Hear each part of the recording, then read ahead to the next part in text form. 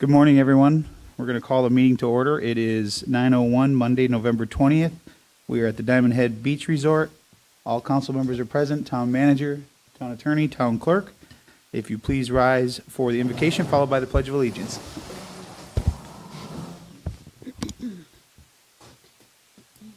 Be with us today as we ask your hand of blessing on this meeting. As we consider and take actions today, help us to arrive at decisions that are thoughtful, respectful, and well-informed. Thank you for the solemn honor of serving the public in our roles, and continue to bless all those fortunate enough to live here, work here, or visit here. Amen.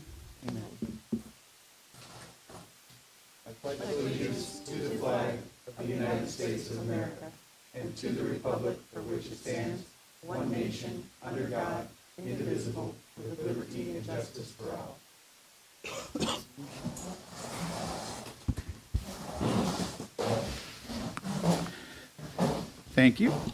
Next, we have the approval of the final agenda. Is there a motion to approve the final agenda? I'll move it. There's a motion by Counselor King, Second. second by Counselor Veach. Any further discussion? Hearing none, motion carries unanimously. Public comment. Madam Clerk? Yep. First up is Ken Davin.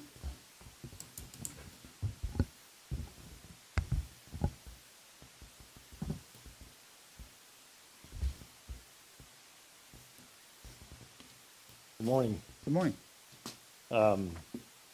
This is, you see the pictures in front of you. This is the owner of the front lot, Chris.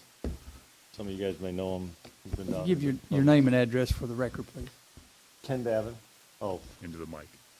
Into the mic. There you go. My name's Ken Davin, and my address is 450 Birdsong Place, Sanibel, Florida. Okay. You want mine? Sure. Yes.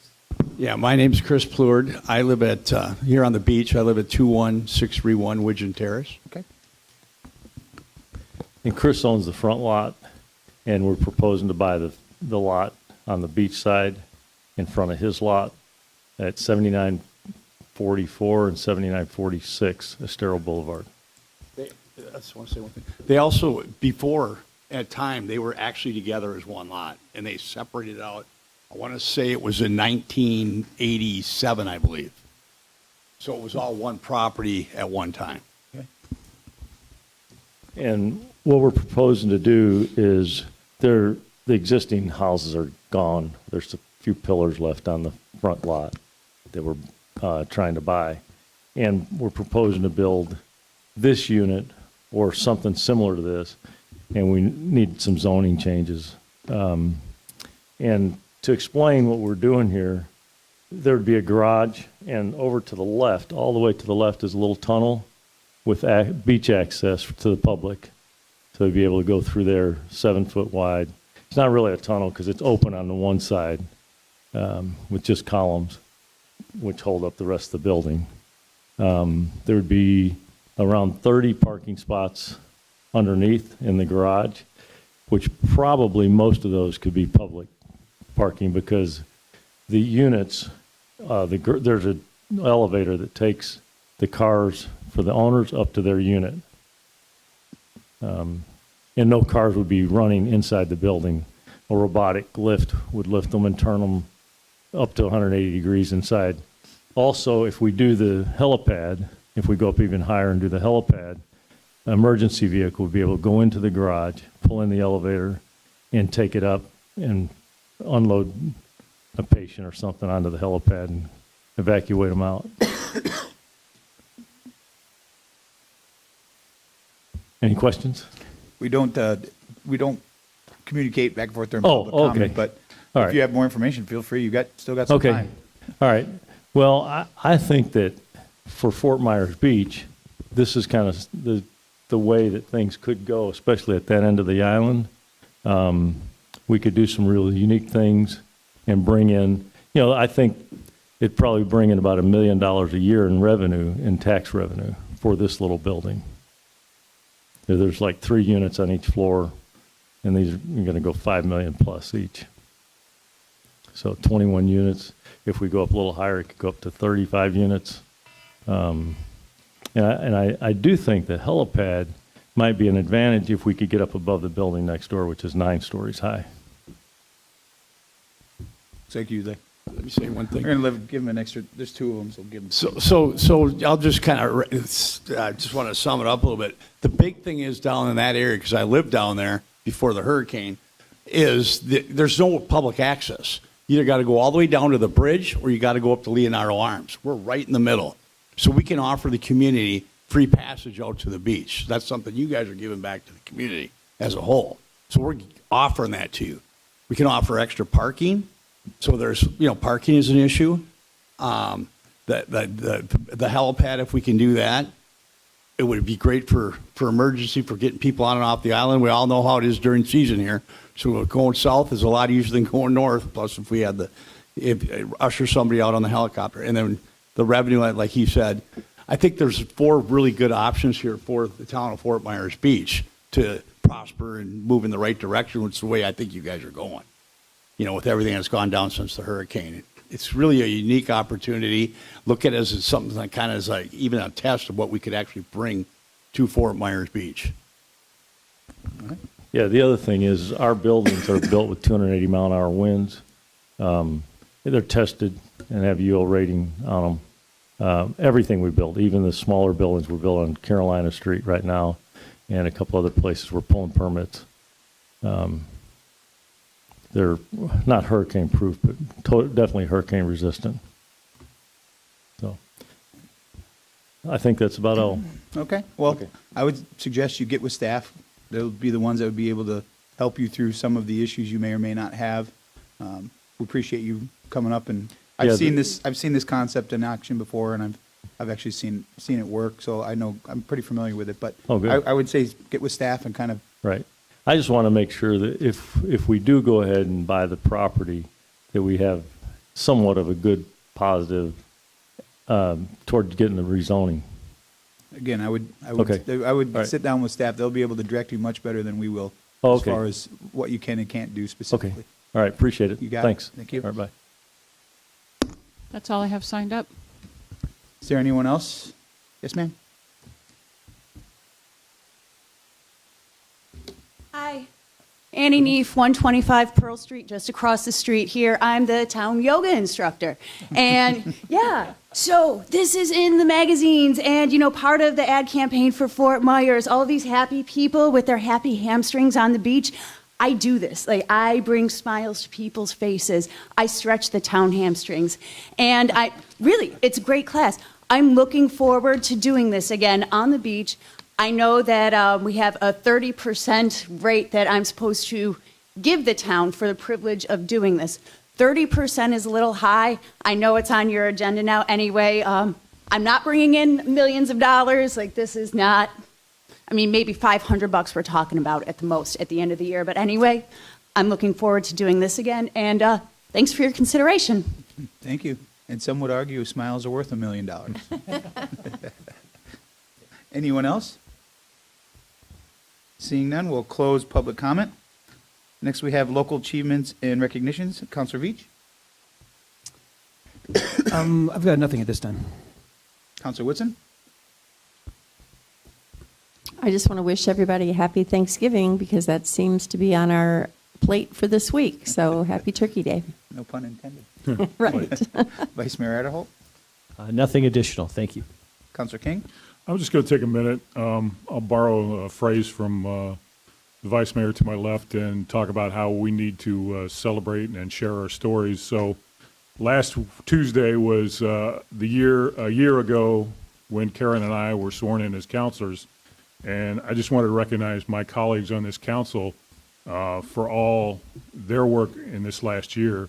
We've been through, in less than 6 months, we were through 5 town managers, and a little over that, we've been through 2 town attorneys. I think we're headed in the right direction with both, and I appreciate their work.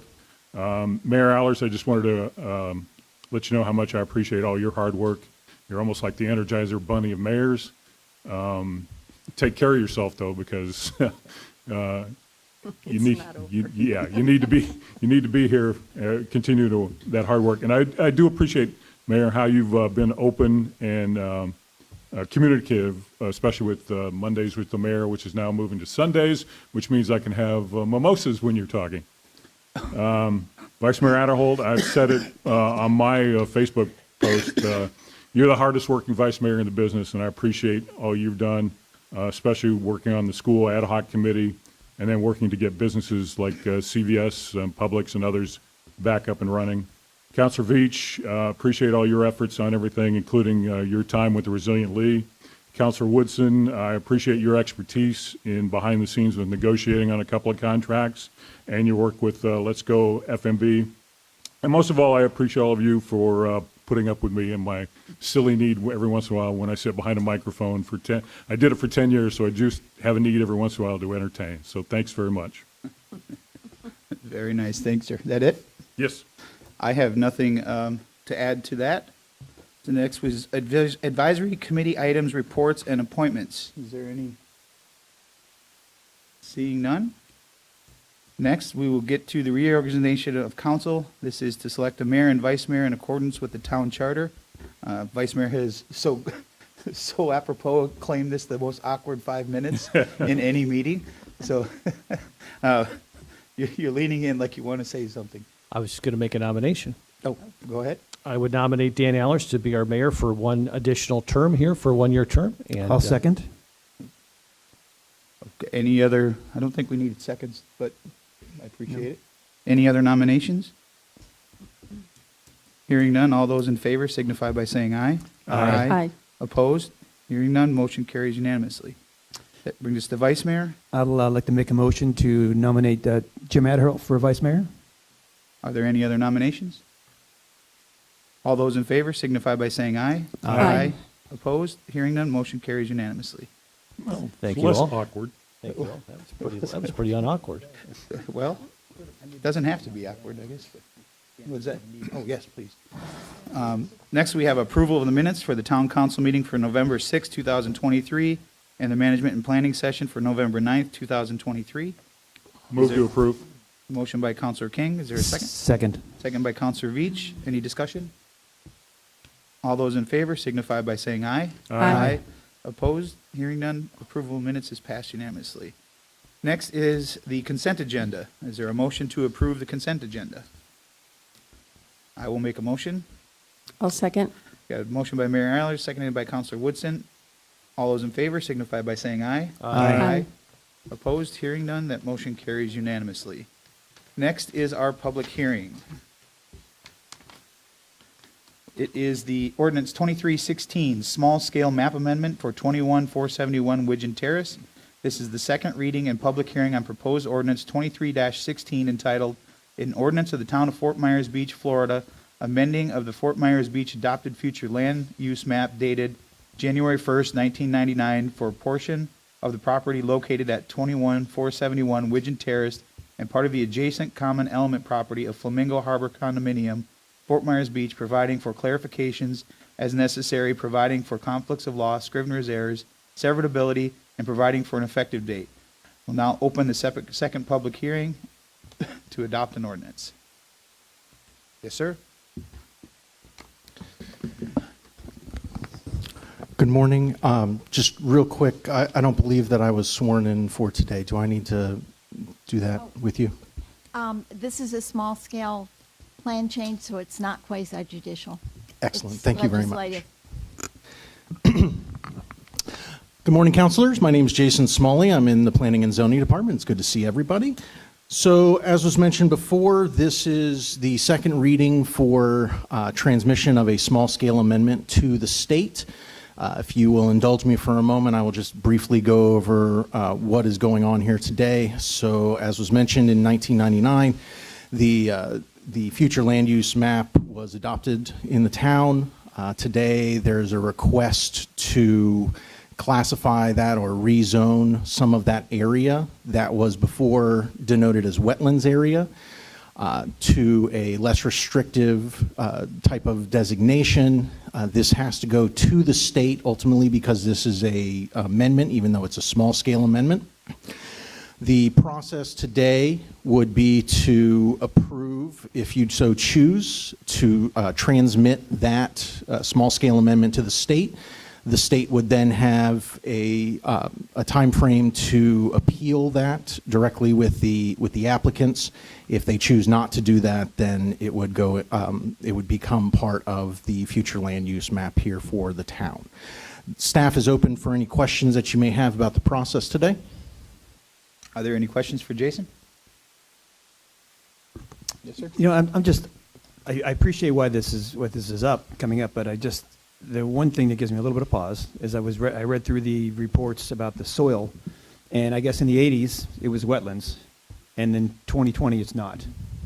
Now, was that because, I mean, and I'm asking you kind of, I guess, a question that I know you probably can't answer, is how do we get from A to B? Was that because people filled the land, or is it just naturally no longer wetlands? Yeah, I don't believe that staff can give any sort of actual scientific basis for what may or may not have changed in there. Staff had recommended a wetlands delineation, and the state may very well require that in the end.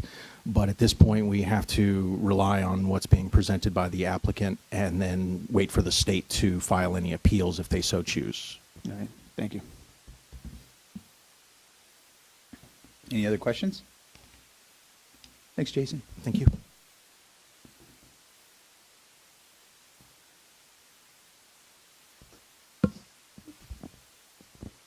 Good morning. Good morning. Sarah Spector with Rexel and Andrus on behalf of the applicant. Any relation to Harry? Bad joke. I get all of them. You ever seen the TV series Suits? Yes, I have. Spelled differently. Is it? Okay. Yes. I've always wanted to ask you that. Sorry. No problem. So this has been a 3-step process because the property is located in a condominium. Only the lot itself, where the home is situated, is owned by the unit owner. Behind that is limited common elements. We're proposing to put a pool that straddles both the unit and the limited common elements. So the first step in this process was to get approval from the condominium association, which we have done. The second step in that process was going to DEP to determine whether we would need a permit if they were in fact considered wetlands. We did go to DEP. We do have an exemption from DEP and an email from DEP saying that their determination was there was no wetlands, or else they would not have issued an exemption. So we feel that we have the approval from DEP that we need by getting that exemption, which we did in conjunction with Hans Wilson, who determined where that wetland line was along the mangroves, and that everything landward of that was not considered wetlands. So we are now on our third step in the process. The third step in the process is getting approval from you to reclassify that area on the future land use map from wetlands to mixed residential. And to do that, we need to amend the future land use map, which, as Jason shared with you, requires transmittal to the state, and then it'll come, well, actually, this is small scale, so it doesn't require it to come back. But it does require your approval to send it to the state, and then we'll be good to go after that third step. So we respectfully request that you approve transmittal today. All right. Any questions for Ms. Spector? All right. Thank you. Thank you. It's a public hearing. Is there anyone here that would like to speak for public comment? Seeing none, we'll bring it back to the council. Is there any discussion or any further questions for the staff or the applicant? Seeing none, is there a motion? I'll move ordinance 23-16, small-scale map amendment for 21471 Widgeon Terrace. Got a motion by Counselor King. Is there a second? I'll second. Any further discussion? All those in favor, do we have to do a roll call? Counselor King? Aye. Vice Mayor Adderholt? Aye. Mayor Allers, aye. Counselor Woodson? Aye. Counselor Veach? Aye. Motion carries unanimously. Thank you. Next is our administrative agenda, proposed 2024 Town Council meeting schedule. Is this you, Madam Clerk? Discuss it, or? Sure, if you want me to. It's just pretty straightforward. There's attached proposed calendar for next year. We can make any changes you desire. If not, we'll adopt that and get it on our calendars. Does anyone have any issues with the proposed dates that were in the packet? The only date I have a conflict with, and this is not a It's a personal conflict, not a professional one, is the M&P on February 8th. I have a previous engagement out of state. Okay. Do you want us to move that around so you can be at that, or are you okay with an excused absence for that one? Well, I know you'd miss me if I wasn't there. We always miss you, Bill. You know, I'll leave it up to council. The 15th is currently open for me, but I don't want to, you know, screw up everyone else's schedule with this. I'm okay with either date, so if there's no objections to moving it to the 15th. Could we just, because I'm just now open my calendar. Sure. What is it, we're moving it from the The 15th to the 14th? From the 8th to the 15th. So February 8th To the 15th. to the 15th? Yep, the week after. That's certainly fine from my end. Counselor King? I'm okay with that. Counselor Woodson? I'm good. I'm all good. I'm good with that. Can we change that one to the 15th? Got it. Thank you very much. Any other complications there? Just while we have Amy's attention, I'm guessing for December of this year, we're going with the 4th, the 7th, 4th for a meeting, 7th for the M&P, and we're having a town meeting on the 18th of December? Is that still the way? That's correct. Okay. I know at times, I think, Amy, we decided not to have that last December meeting. I'm fine with it. I just wanted to make sure that that's our plan of attack. That's the will of the council, whether we have it or not. Okay. Do we need to make that decision now, or? I think that's the December, are you talking about? The second one in December? I think that's the same dates that we already had it in. There's no changes. I think the conversation is whether to hold it or not. Yeah. I think it's important to hold it. We've got a lot of business that, I do too. Yep, I'm Yeah, in town. I say we I just want hold to it. make sure everybody was in town. Yep. and then what was that date again? I'm sorry. I That's just the wanna- December 18th. Yep. 18th. And Yeah, then I've already got it. There's an LPA meeting on the 19th as Yep. well, so, yep. Yeah, I'm in favor of having that meeting. Isn't there an LPA meeting both the 12th and the 19th? Didn't they decide to have an extra one? That's the debate, whether they're holding the 12th meeting or not. Oh. Some people can't make it, so they're talking about changing it, canceling it.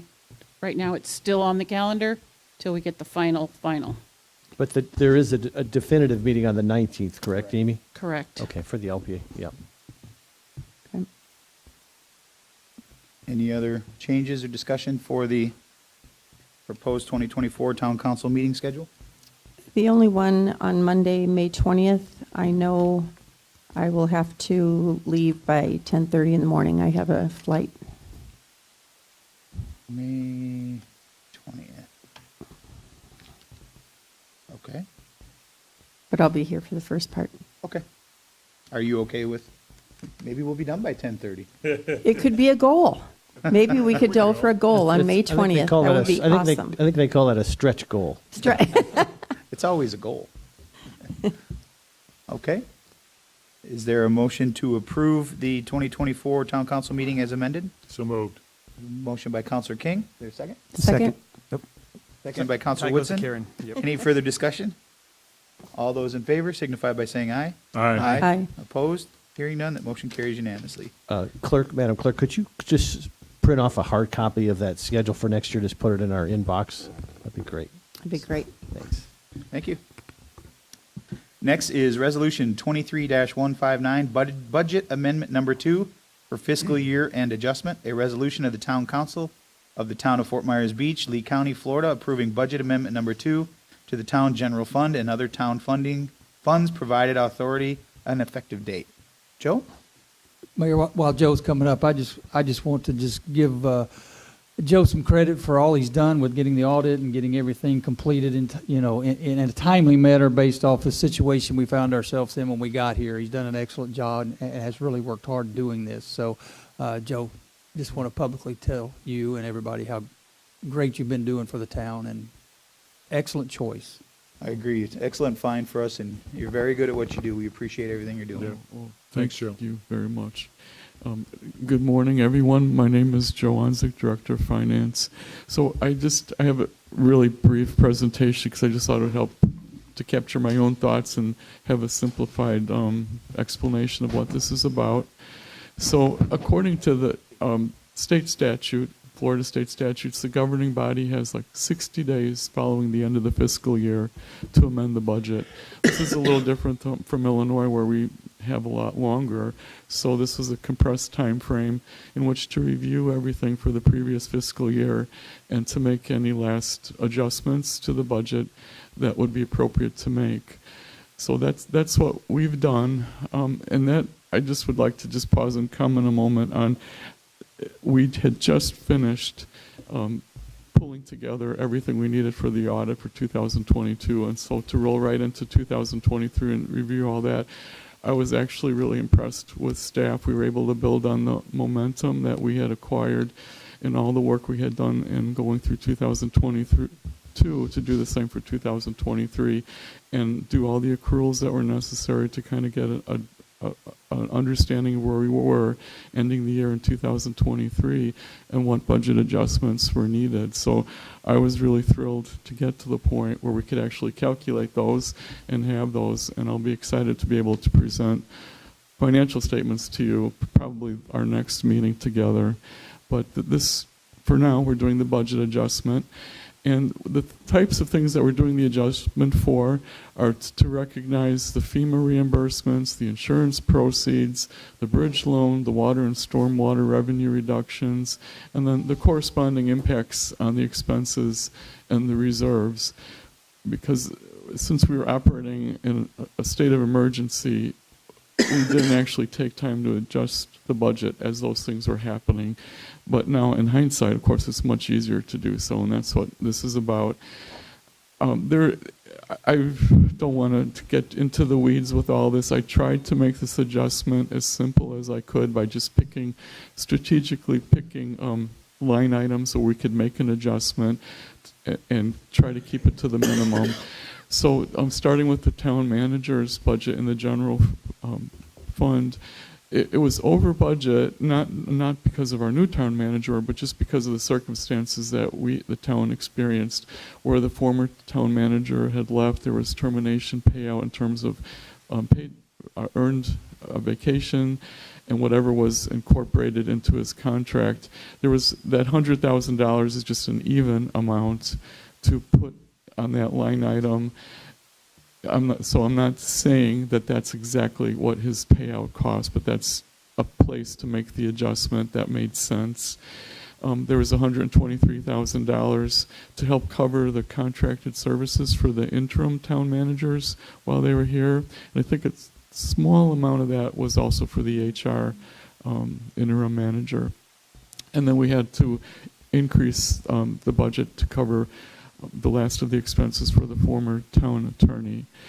We took the money out of the contingency fund, so we had the money in the budget in contingency to cover those expenses. And then we did other adjustments to the general fund. We had in code enforcement, if you remember last year, we moved code enforcement out of the general fund into the building fund, but there were some remnants of expenses that was still left in the general fund, and this is taking care of those expenses. Then this is the emergency fund. So this is where we are bringing in the FEMA reimbursements, the insurance claim proceeds, and we allocated it out according to what the proceeds were for, the major purposes. So this first slide is showing where the revenue went. So we have it, just the first couple lines are for general government, then we have town hall maintenance. These are the individual departments within the general fund. So we had insurance money coming in that we reserved for town hall maintenance, for public works, for marine operations, parking, Bayside Park, water services, Bay Oaks Recreation Center, Mound House, Newton Park, emergency berm. So those are the major areas where these reimbursements came in. And Joe, we have, yes. Just before you go on, so the FEMA reimbursement, the $3.6 million and the $4 million, was that the $7.6 million that we got right away after the storm? Yes. Was the emergency Yes, it grant? is. Okay. And that's how it was allocated.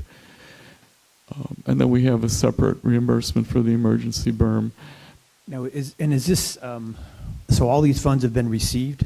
These are the ones that have been received. This is not a reflection of, what's in the works and what's being in the process of being obligated.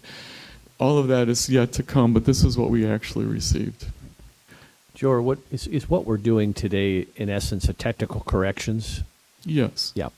There's no significant policy changes here. This is just technical corrections. Is that fair? Yep. Well, that's true, and we're not deciding on whether or not to use it in these areas. I mean, this is pretty much recognizing what has been done in the past, already accomplished in the past, Yeah. and bringing the budget up to match what was done. Very good. Thank you. This is this exact same list of figures, but on the expense side. And so I wouldn't be too concerned about the specific expense line items that this was allocated to. For example, the $3.6 million for contracted services. That the bulk of that was for like the cleanup and all the expenses that were related to that capital outlay. So and much of this is not yet spent, but we needed to place it in the budget in the logical places where it would belong, but it doesn't necessarily mean it was spent there. And so whatever was not spent is being carried forward into 2024. And now we have an opportunity to allocate it again based on how we think we're going to spend it. And those decisions have not yet been made. But this is just a way to do it as of 2023. And then we have the bridge loan. Of course, we all know we received the bridge loan. This is just to incorporate it into the budget. And we are earning quite a bit of interest on the proceeds. We budgeted 4%. I think we're actually earning 5% on it. So it's doing very well in that respect. And we simply are adding it to the reserve since we did not need to use it in 2023. So it's there going forward to use for this year. And then we have the capital fund. There's just a couple minor changes there. They had budgeted for 2023 that we were going to be getting some local support grant revenue in. And I believe it may have had something to do with the intersection. I don't know for sure. But that never materialized because of the hurricane, so we're pulling that out of the budget. But we did receive the $500,000 grant for the Bayside Park. And so that's incorporated here. And then this is the capital improvement loan that we have with First Foundation Bank. And this is showing budget-wise what was actually drawn down. So the loan itself had been approved prior to 2022. And then we had the opportunity to draw down those funds for 2023 and 2022 and allocate it to the specific projects that the loan was approved for. And basically it's three areas. It was Times Square, Bayside Park, Bay Oaks. Because of the hurricane and I don't know what other factors were happening, there was nothing drawn down for 2022. So we incurred expenses in 2022, but we never drawn down from the loan any reimbursement to cover those. So where you see FY22 over on the right side, those are the FY22 expenses that we pulled down from the loan to cover those expenses as had been planned at that time. It's just it did not take place until 2023. Then there were also some smaller 2023 expenses that occurred in those areas as well. And we were very careful to try not to, or to make sure that we were not drawing down anything from the loan like that was not already covered by FEMA or insurance proceeds. So this is a way to allocate the loan proceeds that were drawn down. And I believe there's like $6.7 million left of that loan. Joe, before Yes. you move on from this, Sure. is there, we obviously still have a lot of work that's going on Bay Oaks, Times Square, Bayside Park is now done. Is there a way, are we working to find a way to use these funds to outlay the capital to get the obligated projects from FEMA if they are obligated for this type of work to pay for that? This might be a question for them, but Well, I can answer that in part. What you see here is what has already been expended and drawn down for things that have already occurred. So the $6.7 million that we have remaining, that certainly can be used for what the purpose you just explained, but it would have to be limited to anything to do with Times Square, Bayside Park, or Bay Oaks, because that was the original terms of the loan with the bank. And the next resolution actually addresses it also. okay. So we can talk a little I'm more. I'm just curious. 6 months is great. It's just, are we going to be able to complete? Do we have to complete the projects to get reimbursed to draw down on it, or can we just have contracts in place for a dollar amount to draw down on it? The expense has to actually have been incurred, so it's not just a signed contract.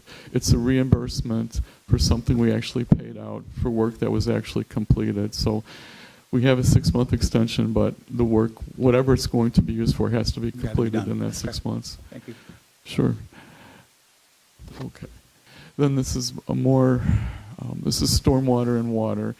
And basically, the revenue was down in those areas because of the damage to the homes and the buildings, the units that utilize those services. So stormwater revenue was down $365,000. So, and there was the projects that had been planned for the year because of the hurricane were not done. So we were able to reduce the capital outlay, the capital budget for stormwater by the same amount. Water sales was down by $2.7 million. Capital reserve fees that would have normally been collected were down $145,000. The fire service fees was down $90,000, and there's miscellaneous revenue down $40,000. But on the flip side, we had much less bulk water that we purchased from Lee County. We had much less expense there because we were not distributing it through the system. So that was $800,000 of savings on the expense side. And then the capital projects that had been planned for the water department, we were able to reduce that budget by the remaining $2.2 million just to bring it all in line budget-wise. And I think that, yep, that takes care of the budget adjustment. Any questions for Joe? Yes, sir. Joe, I've got a question for you. It's a little unrelated to the technical corrections issue that we're talking about here, but it's related because you're here and we're talking about the budget. This is a rather inexact science, but I think it's important, and I'm guessing that the town manager and you are thinking about this at this point.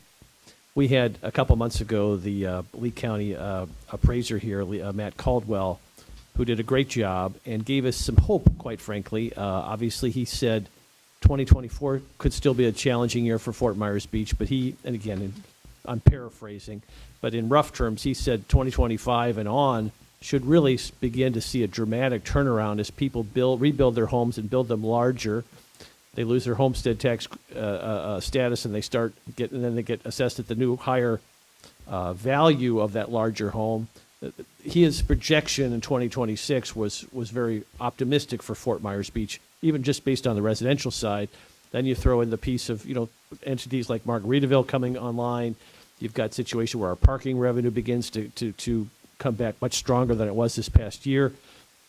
Do you have a system where you're beginning to project out potential revenue? Again, an inexact science, but do you have a system in place to help us project what our revenue streams will be 1, 2, 3 years out? And does it give you hope, or does it keep you awake at night?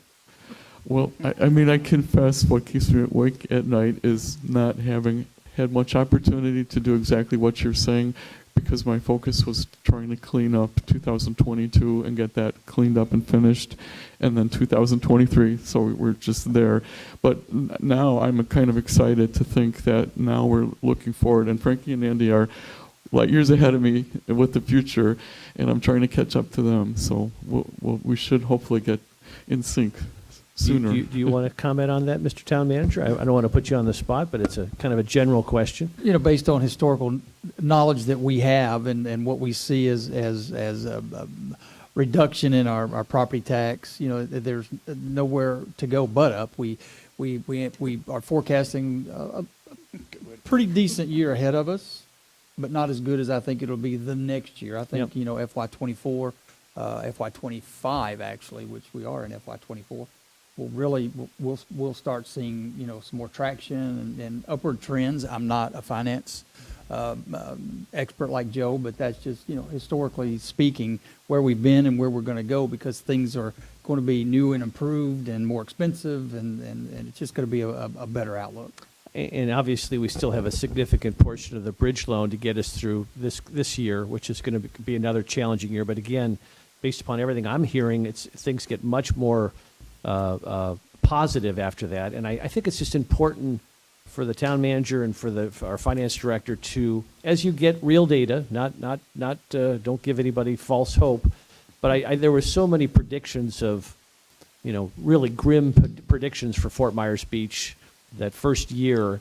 It sounds like the future is very bright for Fort Myers Beach. And I just think once we get some qualitative data that reinforces that, the more we share with the public, I think it would be encouraging for folks. Thank you. That would be my goal. All right. Thank you. And since we're talking about the budget, do you see any significant budget impacts to the 30% take on Annie's yoga fees? No, not at all. In fact, there's a resolution that I approved because of the insignificant impact it would have and the great amount of encouragement it would give to those who would be involved. So Thank you. Any other questions for Joe? Thanks, Joe. Is there a motion to approve Resolution 23-159? So moved. Motion by Counselor Woodson. Is there a second? Second. Counselor King seconds. Is there any other discussion? All those in favor signify by saying aye. Aye. Opposed? Hearing none, motion carries unanimously. Next, we have Resolution 23-138, authorizing 6-month extension of capital improvement loan drawdown period. A resolution of the Town Council of the Town of Fort Myers Beach, Florida, authorizing certain amendments to the loan documents relating to a loan from First Florida Integrity Bank, NKA First Foundation Public Finance, previously made on or about November 18, 2020, for the purpose of financing the redevelopment of certain town-wide capital improvement projects as described therein, approving the form of and authorizing the execution and delivery of said amendments as described herein, providing for the rights and securities of the owner of the note, making certain other covenants and agreements in conjunction therewith, providing for severability, and providing for an effective date. Joe, getting your steps in, my friend. thank you, Joe Onsick, again, Finance Director. This the title, I think, is much longer than the actual amendment to the loan agreement. This is the simplest amendment I'd have ever seen. It's basically amending the drawdown, the extension. Well, I'm not saying this correctly. The expiration of the drawdown period is being moved from November 18th to May 1st of 2024. So basically, it's a 6-month extension. Gives us an additional 6 months to draw down the $6.7 million that remains available to the town to use. It's a very good interest rate of 3.15%. It's just the purpose of doing this extension is not necessarily that we're planning on using it, but we want to make sure we have the ability to use it, and that's one of the options we have available to us. Well, I would challenge you and town management to be very aggressive with this, to work on FEMA obligated projects. We're never going to get that interest rate, at least for a while. And if this is something that we can use, financially, fiscal responsibly anyway, to be able to front load these projects in order to get reimbursed, I really encourage you to get creative and find ways to make it work on the 2 projects that we have left that we can use it on. Yes, sir, absolutely. Any questions for Joe? So what do we, obviously, we're not going to have like Bay Oaks built in 6 months. So what kind of things can we use these funds for? Well, I think it could be used for the pool. I think it could be used for infrastructure at Times Square. There's certain other things that could be done, ball field. One thing we've got with Bayside Park and Times Square, we're still dealing with the electrical. We foresee, a big bill coming for that to rewire. I think we're at that point. We've tried everything else, and it just looks like that's what's going to come before. So that kind of ties into this. I think there's some things we can do with the Times Square, some project down there that can get off the ground and get completed. working on the rec center now as much as we can to do what we can to spend some of the money. It's an interesting problem to have, and also the ball field. We should be working on that any minute with pickleball courts and things, and fencing, and just things we can do in there to get that up to where we need it to be. Renovation of pool buildings, or the pool probably is going to be the one thing we can probably spend some money on the quickest. So we're going to be bringing that to you in December 4th to talk about that. So we've got some things that we're working behind the scenes. We just had to just tie some legal things together to be able to present it and go forward. So we're gonna do our best to spend $6.7 million. It's $1 million a month. Well, again, I think it's important to say that this is to be used for funding that gets reimbursed through through insurance or FEMA. It's not just spending money to spend money. It's using a resource that's in place to be able to do these projects that we probably wouldn't have any other way to do. Are we, with Times Square, are we looking aggressively at the infrastructure with it? I mean, now is the perfect time to get in there. I know there was talk, I've been trying to find it and I haven't found it. There was some work, I think, done with the Public Works Department when Chelsea was here, as far as doing some infrastructure work there for drainage. I know there was talk about doing some water runoff spouts for the businesses that were there. Is that something that we're still aggressively trying to accomplish? Yes, Mr. Mayor. Hello, Frankie Kropacek, Operations and Compliance Director. Currently, we have that all with the LiDAR that we did for the lighting project. So now we absolutely know what's underneath that area. So we are looking at increased drainage, especially on, it would be not the Gulf side, but the part that goes to Lindhall Park. Some additional drainage into that area going out onto North Estero, tie in that way. So we are currently looking at those projects. And what about the cleanup of Times Square? I mean, you're still tripping over, foundations and all that kind of stuff that I'm assuming that's the owner's responsibility, but Yes, ma'am. what can we do to kind of push that forward? Because it still looks like a war The only thing zone. that we could do is basically just get code out there and just let them know that we're not going to issue any kind of citation, but at least let them know directly with a letter that we have maybe 90 days to take action. We need to see some kind of action on those foundations. I know some of the property owners have put up like a construction fence around their properties. They have to maintain that, especially on the Gulf side. They put a fence up one day, it's down, and then it stays down for 3 months, and it looks like, what. So we just have to be a little bit more diligent on these people. Frankie, can you just can you add that to your, because I want to talk about that too. Do you want to add it to your council? My time? At Sure. the end, so that we can, or we're not holding up Joe for Sure, this that's specific great. thing. Is that okay? Yeah. Any other questions for Joe? Thanks, Joe. Is there a motion to approve Resolution 23-138? So moved. I got a motion by Counselor Veach, Second. second by Counselor Woodson. Any further discussion? All those in favor signify by saying aye. Aye. Opposed? Hearing none, motion carries unanimously.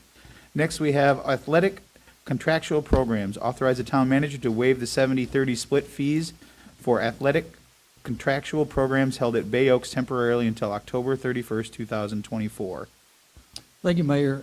In September, prior to Hurricane Ian, I believe the council voted to increase the fees to the split to 30-70, and it was previously it was 25%. So I think that based off what we're seeing with getting Bay Oaks back and getting people back doing things, that staff is recommending no fees, waive the fees for 10 months, the balance of this fiscal year. It's not a very significant amount of money, and I think it's a good public relations move on our part, but that's what staff recommends, and we'll leave it to this board. Any questions for the town manager? Well, I think I would just say it's more than public relations. It actually encourages more public activity. Fair? Okay. Right. Is there a motion to approve or authorize the town manager to waive the 70-30 split fees? So moved. I got a motion by Counselor Veach, Second. seconded by Counselor Woodson. Any further discussion? All those in favor signify by saying aye. Aye. Opposed? Hearing none, motion carries unanimously. Keep up the good work. Keep the smiles. Next is Resolution 23-158, ITB-23-18-UT, Tier 1 water and stormwater improvements, a resolution of the Town of Fort Myers Beach, Lee County, Florida, providing for the tentative award of a contract to Andrews Sitework LLC for the construction of the Tier 1 side streets, water and stormwater improvement projects, Groups A, B, C, and D, bid number ITB-23-18-UT, pursuant to the Florida State Revolving Fund Loan Program, subject to FDEP approval, authorizing execution of the contract documentation by the town manager and providing for an effective date. Steve Matuska, Utilities Manager for the town, for the record. We're here today seeking approval for the tentative award contract for our Tier 1 project for stormwater improvements. This is a stormwater improvement plan that was being worked on prior to Hurricane Ian. This is to help with flooding on some of the side streets. This project has 6 high-priority streets that'll be addressed first, which is Bahia Villa, Ostego, Curlew, Seminole, Pepita, and Albatross. I have Eric Fay here from Tetra Tech, and he's going to give a presentation on the project for us. Perfect. Thank you, Steve. Steve, before you start, could you just, at a 10,000-foot level, explain how these projects are funded? So this project is funded through the State Revolving Fund. This is a project the town has been working on for about 13 years. This is the 4th phase of the project. Eric will go over the entire project from the start of it to this actual phase, along with the funding sources that we're utilizing and the current debt balances for the town through Angie Brewer, who has overseen all the SRF loans for this project from the beginning. Very good. Thank you.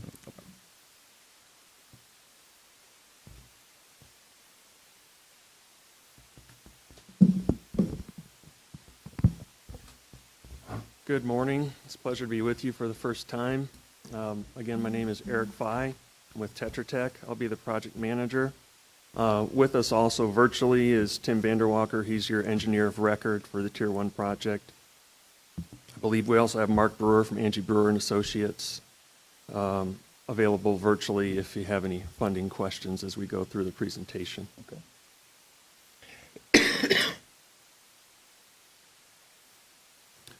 So just some history on the project. You know, this work was coordinated with Lee County when they were working on Estero Boulevard roadway improvements. Multiple phases have been completed to date. Utilizing previously collected survey data from the initial project, the project was divided into tiers and reviewed based on feasibility and benefit. This Tier 1 was higher priority streets along Estero Boulevard.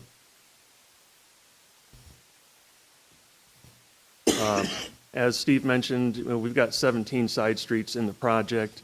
This is divided into 4 groups. 6 of these also have outfall improvements. And then on 16 side streets, we are not doing potable water and stormwater improvements other than just the outfalls. We refer to those as the minimum improvements. This location map is divided into 2 slides because it's such a large, far-reaching project. This is the central part of the island. You can see the side streets as well as the outfalls noted in black. This is the south end of the project where you can also see the side streets and outfalls in black.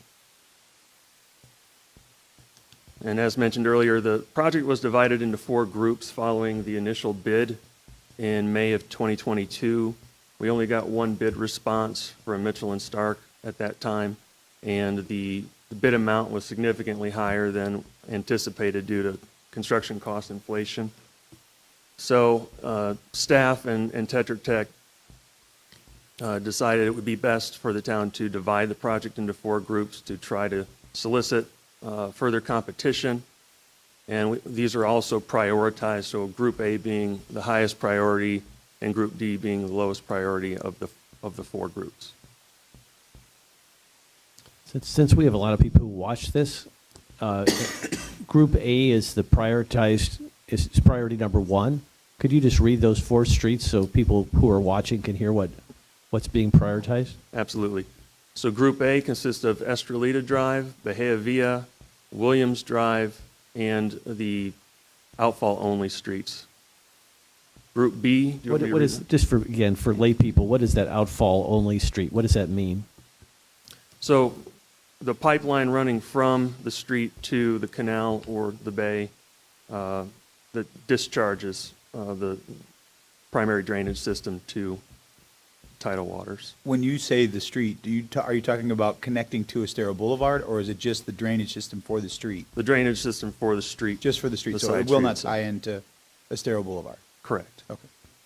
So of those 16, I mean, 3rd Street and Crescent Street, all of those are always flooded. Is that included in the 16? Steve? So OSC, 3rd Street, Crescent Street, they were not included in this project. The contractor that we have selected for this project, we're asking them to add additional work to it, which includes a project that we're working on around Margaritaville, Crescent Street, and 3rd Street. There's 5 outfalls that will be addressed there. That's going to be a change order to this project, but it's something that we are already proceeding with. Okay. And is that the issue with that area, is the outfall? It's not necessarily the drainage system? So a lot of our outfalls have check valve devices on them. We have extremely high tides right now, a lot higher tides than the town has historically seen in the last 7 years, about 3 foot higher than we have typically seen. And so a lot of these check valve devices, majority of them were destroyed by Hurricane Ian. When the tide changes right now, it comes back onto the street because there's no backflow prevention device in place. So the 5 outfalls that we'll be addressing around Crescent Street, they will prevent tidal change. Now, if stuff comes over the seawalls, if the tides are that high, when we have the high king tides, this won't alleviate anything. But the typical daily tidal changes, this will absolutely help the Crescent Street area. And I remember the 3rd Street that Karen was talking about, that the previous director said that there was a problem with slope, where there wasn't enough slope to get from where the water is standing to the system on Old San Carlos, and that the Moss Marine people were not conducive to allowing an outfall to go through their property. That is correct. That's why we're working more on the Crescent Street side of things. We're interconnecting Crescent Street right now. It just has one box that goes to another box that doesn't interconnect anywhere. Margaritaville also has a large stormwater vault under their building, so they pump that out onto Crescent Street, which causes additional flooding. So we're trying to give a way for Margaritaville to alleviate their flooding when they pump out their building, along with our flooding on 3rd Street, Old San Carlos, and Crescent Street, by moving the water back to an interconnected system and then having it discharge through an outfall under the bridge there, right by where the mooring building is. And do you have any problems getting construction underneath the bridge? I thought that was a difficult thing to do. So we can't get construction over on the Moss Marina side, but under the bridge, there's already 2 discharges there in that town parking lot, and that's what we'll be utilizing. We won't be adding any additional outfalls there. We'll just be interconnecting the other systems that are not currently connected to that to make it all one functional system. We do plan on adding baffle boxes in the way too. That way, if the tides are high or if the load's high, it won't unload until the back bay level goes down, to kind of prevent some of that flooding. At the end of the day, a lot of the flooding that we see on Crescent Street and on the side streets is because of the high tides and the king tides. With a low-lying barrier island, your only thing that you can do is put check valve devices in place or raise the level of the seawalls throughout the entire island, which would be a massive cost. And one more question, since you're here talking about stormwater, because this is something I brought up to, I think it was the county, or I tried to bring it to the county, is that in Adelia, pretty quickly, we had flooding on both sides of the island. So you couldn't get off the island without going through water. Is there any talk of trying to raise up Estero in the area, the new area, the Pickle, and to have that so it's a more robust, resilient exit for us? Not that I'm aware of. A lot of the issues with the Dahlia, we have 144 outfalls on the island. Pre-Ian, only 27% of them ever had check valve devices installed on them. So we are working on, this project is addressing some of the outfalls. We are working on a separate project adding check valve devices to the majority of the entire stormwater system. 2 things happened with the Dahlia. You don't have those check valves in place, and the tides were high. And then the other thing was our system was extremely clean. We have had Earthview out here cleaning since Hurricane Ian, and sometimes that works against you. You have a clean system in place. We're getting ready to make repairs, so we have to clean the system so we can make these repairs. And when you get tides, that water is going to flow through pretty good if there's no restrictions in place. The streets drained pretty quickly, about 2-3 hours after the tides went down. Shows you the system was effective for what we're currently working with. Steve, just while you're up here, Group A, those 4 streets, 3 streets and outfalls only, in a perfect world, which we don't live in, when would work actually begin on those if everything goes well today? We're hoping to get work to begin sometime between late December or early January, especially with the holidays and stuff like that. And we do have this priority group that was put out as this project was developed. We are modifying it a little bit with our contractor, and the streets that I addressed when I originally came up here, they are the first 6 streets that will get addressed in this project. And they are the streets that have the biggest amount of flooding on daily rains, not just tropical storms. Say those streets again so folks who are listening can hear if their street is on that list. Bahia Villa, Ostego, Curlew, Seminole, Pepita, and Albatross. And those streets potentially mid-December to mid-January, that work would begin? They're going to be starting work. These are long phase projects, and we want to let everybody know that, removing the streets completely in a lot of these, removing the water mains, sewer lines, storm drainage. So work is scheduled to begin in the next 60 to 90 days, but, they will be working on their street for a good 2 to 4 months before the project's completed in each area. That's very helpful. Thank you. No problem.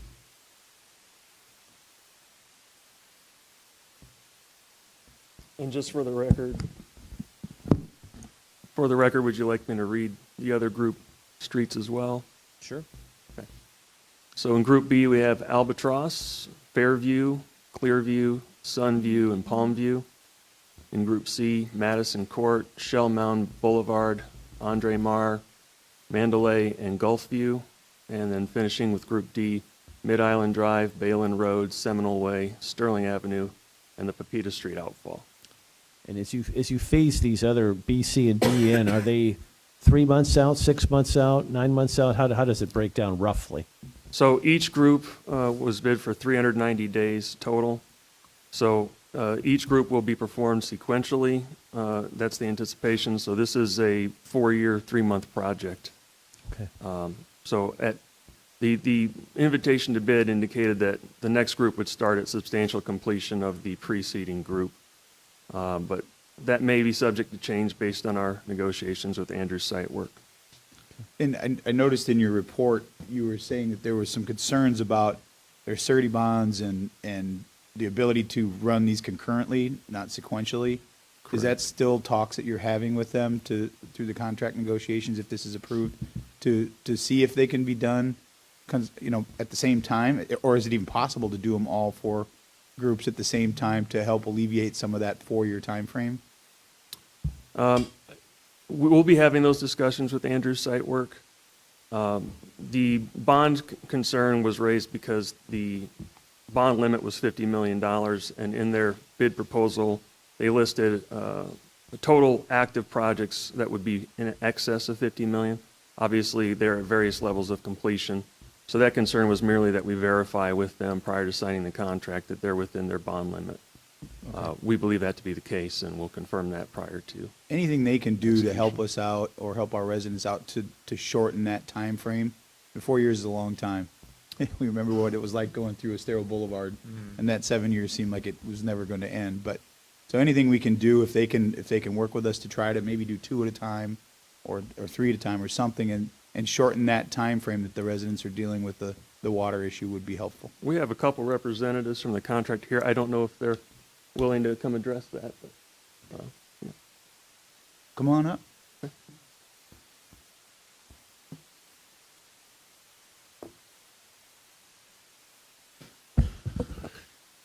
Good morning. I'm Ralph Andrew from Andrew Site Work, and just like you guys were ready to get started on this project, I know we had, it's taken a little while, and we were able to talk with some of our suppliers to hold their prices and our subcontractors, and it was a challenge, but we were able to do it. So we shouldn't see any problems if it's approved today. Getting started in a timely manner.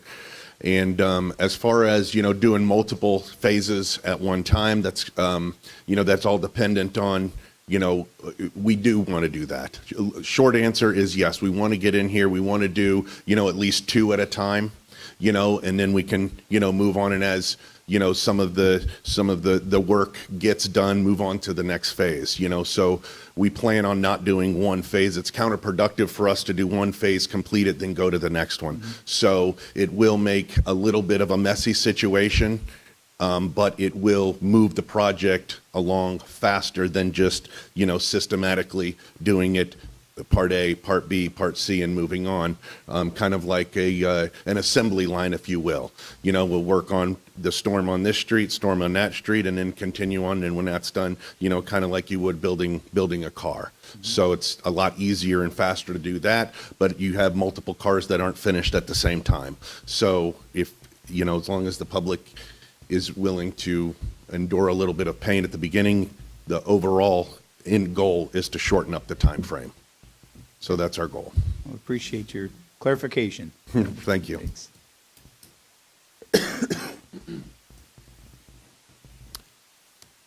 Any further questions before I proceed? No. Okay.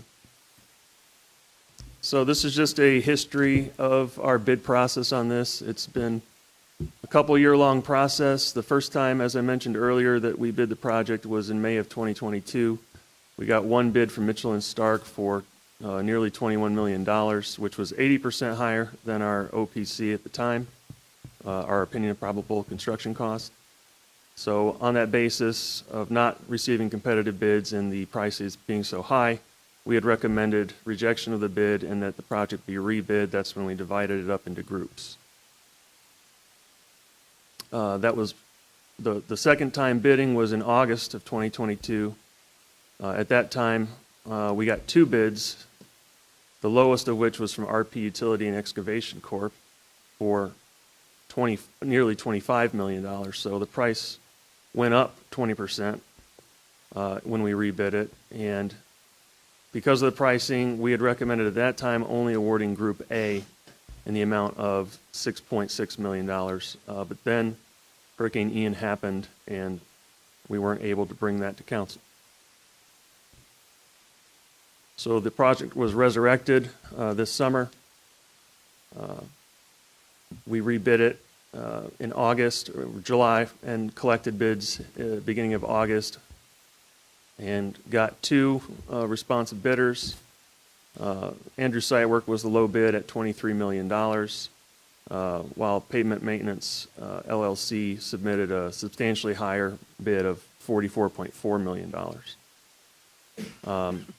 So the information provided in the bid was sufficient for us to deem Andrew Site Work a responsive and responsible bidder. They are qualified to perform the work, and we did check with 5 local references, all of which had positive things to say. We didn't get any negative comments on Andrew Site Work's performance in the past. And again, those are all local references. Their largest construction contract to date was identified as $13 million, which is about 45% smaller than the total bid amount for this project. So this will be their largest project, which is part of what raised the concern over the bonding capacity, but we believe that based on their bonding letter that they will be able to stay within their $50 million. Did that, I mean, you're in this business, did that strike you as odd? You got only 2 bidders and the spread between the 2 bids, one's 23 million, one's 44 million. Is there a shortage of companies doing this work? Because you'd think every municipality in Florida is doing this kind of work. Are there just no contractors out there? What's the market like? Yeah, I mean, the spread on the pricing was surprising. Certainly, the $44.4 million was also significantly higher than any of the prior bids we'd gotten. So that happens sometimes when a contractor is not hurting for work and they want to make a little extra money on a contract, and they might inflate their numbers a little bit. Not saying that's what happened, but it does happen. I know. Why so few companies bidding on these contracts?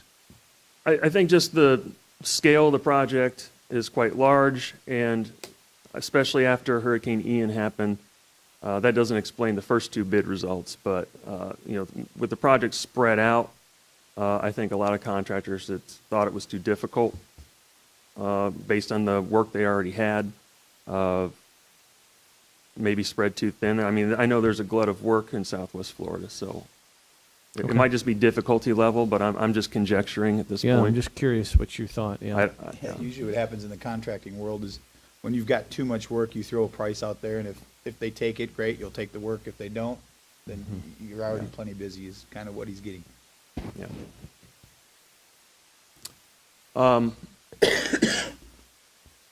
So on the timing, again, we just discussed that with Ralph about trying to condense that time, but the contract time is 51 months as bid.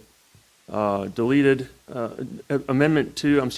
2 included deletion of the clearing and grubbing items for most of the project. There was some confusion on the measurement and payment spec for that item. It was a general item where it was to be measured based on what was shown on the plans, but there was only one small area shown on the plans in Group A. It was at Bahia Villa. So for that reason, we issued Addendum 2 to delete that work, but we did not reissue the bid form. And so both bidders submitted pricing for clearing and grubbing anyway. So that's one issue we still need to work out on whether there can be a deduction of that from the contract amount or if other items need to be increased to absorb that. We'll discuss that with Andrew's site work. There's a lot of numbers on this slide. I won't go through each one, but this addresses that clearing and grubbing issue that if you deleted the clearing and grubbing work as intended, the total would be $22.6 million. The total amount of clearing and grubbing work was $415,000, which you can see.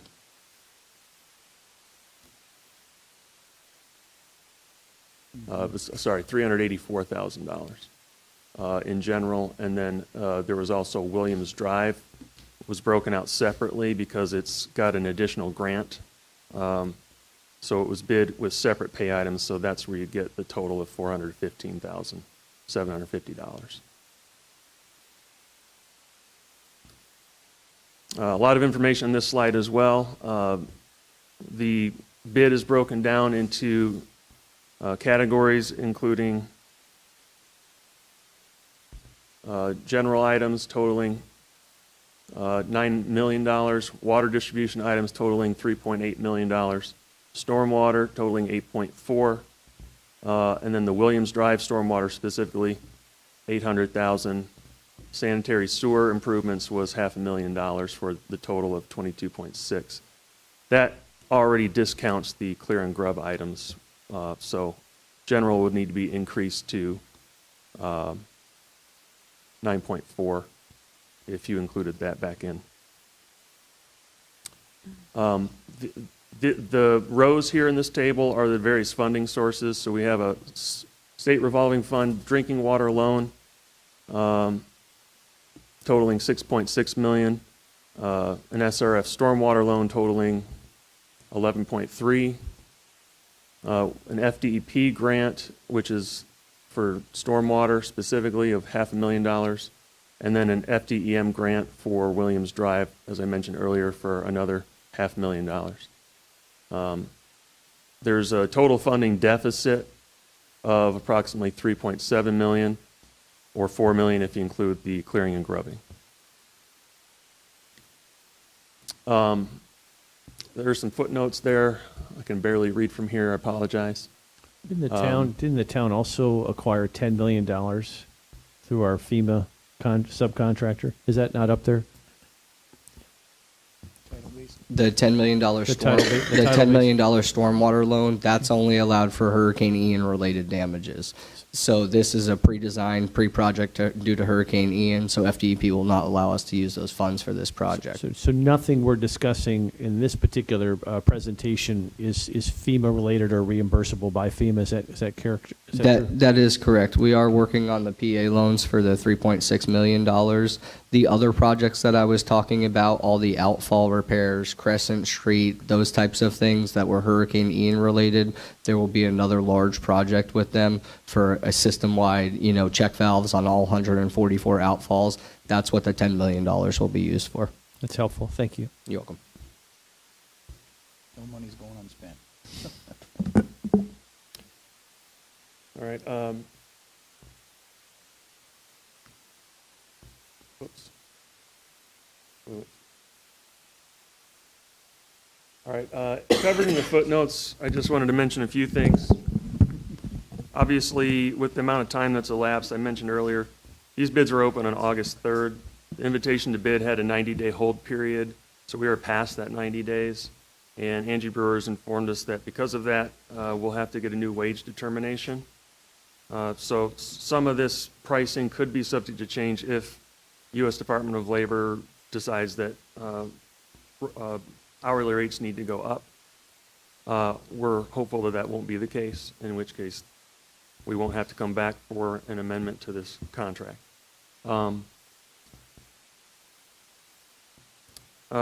Also, because of the 90 days elapsing, we did confirm, as Ralph said earlier, that we don't have an issue with Andrew Sightwork holding their pricing, but it is subject to that wage determination being revised. Okay. Let me see if I missed anything. Okay. So there are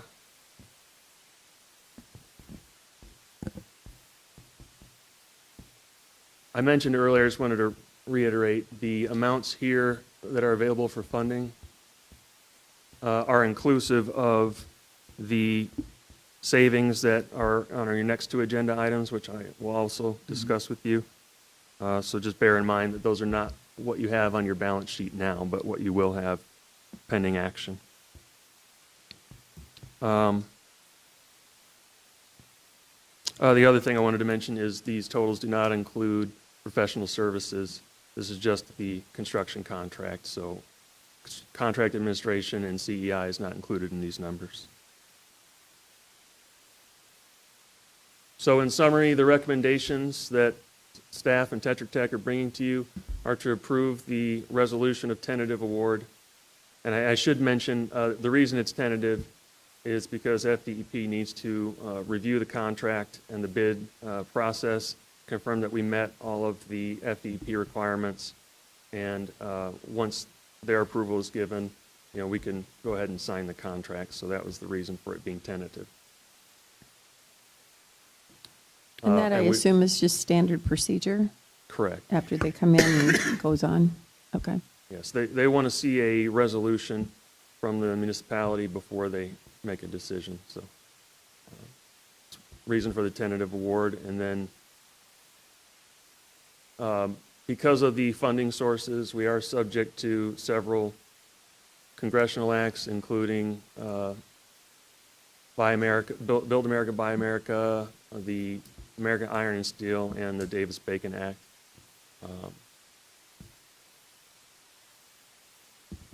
And then we're also further recommending that each group be issued a separate NTP so that that funding shortfall can be addressed down the road. That doesn't mean we can't issue simultaneous NTPs or one NTP for multiple groups, but that was, again, part of the reason dividing it up into groups was so that you could take smaller bites as we go. And then lastly, that you would authorize the town manager to execute the contract documents. If this resolution was to pass today and everything was to go perfect in a perfect world, when would be the soonest we'd see a shovel in the ground on Bahia Villa? On Bahia Villa? Or in Group A, let's just say Group A. In Yeah. general, not necessarily that specific street, but. I'd have to defer to Andrew Sightwork on that. I mean, there is a procurement period for materials. I'm not sure how long they anticipate. Yeah, and it's not a concrete thing, just a rough idea, just so the residents in that area have an idea. January? Okay. If you want to come up here, that way I'm not just regurgitating what you're saying. Probably realistically, the beginning of January is when we would be able to, put a shovel in the ground and start, because of material procurement, like you said. But, and holidays, throwing the mix into things, you got Thanksgiving coming up, New Year's and Christmas. So that's those weeks are just gone, so that slows the process down. But I would say January. All right. That's Thank you. Good information. Thank you. Anything left with your presentation? Nope, that's the last slide. I have nothing further. I'll take any questions. Any questions? Yes, sir? No? All right, thank you. Thank you. Any further discussion? I just have a question for Joe. Yeah. Yeah. Can you hear me? Yeah, I'm sorry. Tim Vanderwalker wanted to address the council. Okay, just hold him up there and have him say his name. Oh, I'm sorry. It was Mark Brewer. He's smaller than I thought he'd be. Go ahead, Yeah. Mark. I just wanted to let you guys know there's a very, very recent development, literally in the last few days, that there's additional grant money coming through the SRF program, which will potentially result in some principal forgiveness for portions of this project. It's not really clear right now how that's all going to line up. It does have to be, obviously, everyone knows that Fort Myers Beach had damages, and there are, if there are any resiliency aspects to the project or portion of the project, or even some of the things you had planned on the other funding that might come at a higher cost, that we are going to be working with very closely with Tetra Tech to identify anything of this project, and then also share that information about any of the other portions of the improvements that are needed to be done to keep, make the town more resilient in the future. And, obviously there's limited funds, but if we can, let's say, identify $10 million for principal forgiveness rather than you having to use a $10 million 10% loan, we're looking for an opportunity to keep your costs down. I don't have 100% of how much it's going to be, when it's going to be available. The deadline to submit the information is January 1st, so we'll be working to pull that together and work that through with staff to at least get your, there's no commitment of putting in a request for inclusion. And so as this pans out, we'll be able to provide you additional information, but just want to let you know that that was a very recent development that may help save the town a lot of money. Well, we certainly appreciate the update. We'll take all the help we can get. Is there anything else? Nope, that's all. Thank you. Thank you, Council. I think too that the Resilient League Community Development Grant, that we have our LMI census track, but I don't see any projects that are in that area. It's basically from here to the bridge, and I think a lot of those have been done maybe previously, but if we were to apply for a grant for those streets, we have a better leg up with the Resilient League because it would satisfy the 70% LMI portion. Any other questions for staff or? I just have a quick question for Joe, and maybe we can do this at the end of these three resolutions, but just food for thought. Maybe you want to come up just real quick, Joe. The debt servicing of the state revolving loan that we have with the state, obviously it's a very low interest loan.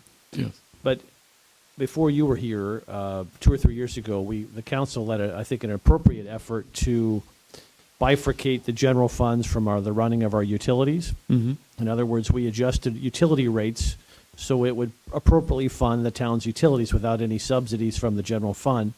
Is that still our policy, and are we proceeding with these projects with that policy in mind?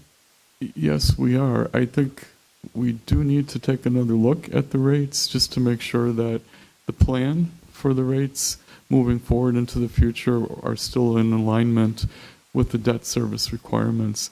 It seems to be at this point, but we just want to make sure going forward. Are you recommending another cost of service study? I am, and I think it's already underway, isn't it? So we're already working with a company. We were going to do a rate study. We're going to do a continuous rate study for the next 5 years. So we'll have a rate study going every year We're working with a company that specializes in a lot of different funding sources, including grants, loans, and our regular general fund. So with that set in mind, the idea is we don't want to hit customers with one large rate increase like we got hit with this year. So we're trying to take our projects, spread out our grant reimbursement, our loan repayments, and make a long-term plan going forward. The company that we're working with, it should be given a presentation to council sometime around June or July for the next rate study. Have you gotten a taste of what's in store, Steve? In other words, did the rate adjustment a couple years ago, is it more than satisfactory, or the rate adjustment that was done a few years ago is not sufficient? That's what we know at this time. We haven't got enough information from the new company. Luckily, with the pass-through, we were able to mark our rates up some this year because of Lee County increasing their rates without having to do a rate study. So we thought that was the best to buy us some time, get them all the proper information, and be able to give an effective rate study going forward. Especially right now, we have a few pending grants out there, so we want to know what we receive first so we can plan that with our future repayments. One thing that I would like to comment about the SRF loans, the $10 million grant that we got from FDEP that has a 25% match. A lot of the grants that I'm getting have 20 or 50% matches. We are able to use the funds that we pay out in this SRF loan as the match, so the town doesn't have to put up any additional funds to get that $10 million. So all the grants that are coming into the stormwater department right now, the matches have all been covered by the SRF loans. Thank you very much. Is there any other discussion for this resolution? Is there a motion to approve Resolution 23-158 for Tier 1 water and stormwater improvements? So moved. Motion by Counselor King. I will second it. Any further discussion? All those in favor signify by saying aye. Aye. Opposed? Hearing none, Resolution 23-158 is approved unanimously.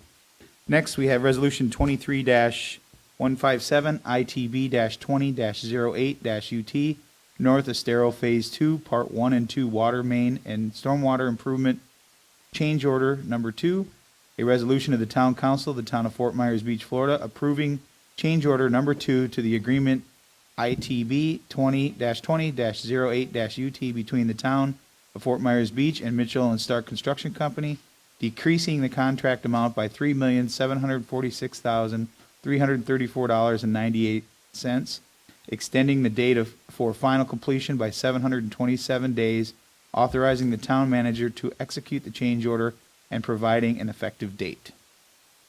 Steve? It's just your day, Steve. Yeah, it's my day today. We're trying to close out some previous change orders from Mitchell and Stark. Eric's going to come up and discuss what's going on with those change orders. All right. Eric?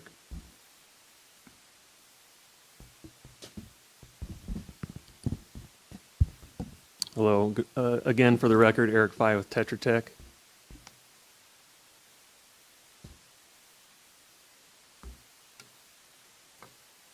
We'll wait for the presentation to pull up. Technology. Freeze.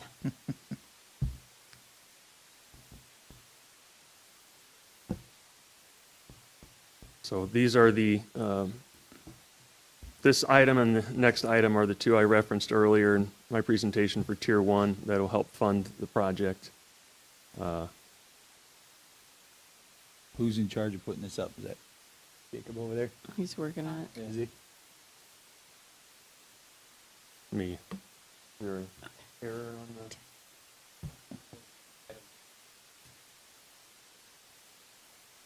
You want to just kind of talk through a little bit of it?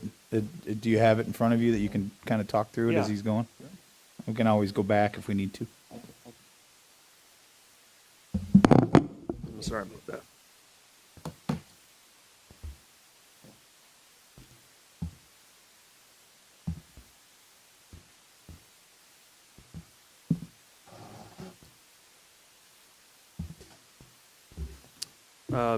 The North Estero Phase 2, Parts 1 and 2 water main and stormwater improvements was a project to replace old 4-inch and 6-inch water mains with new 6-inch and 8-inch water mains to meet the growing demand and fire flow requirements. It also constructed new drainage improvements to improve level of service. We had a total of over 2 miles of water mains constructed, 215 water services, 17 new fire hydrants, and about 1.5 miles of new storm drains. 74 new inlets and 7 baffle boxes, which are the water quality trash interceptors and sedimentation basins that were constructed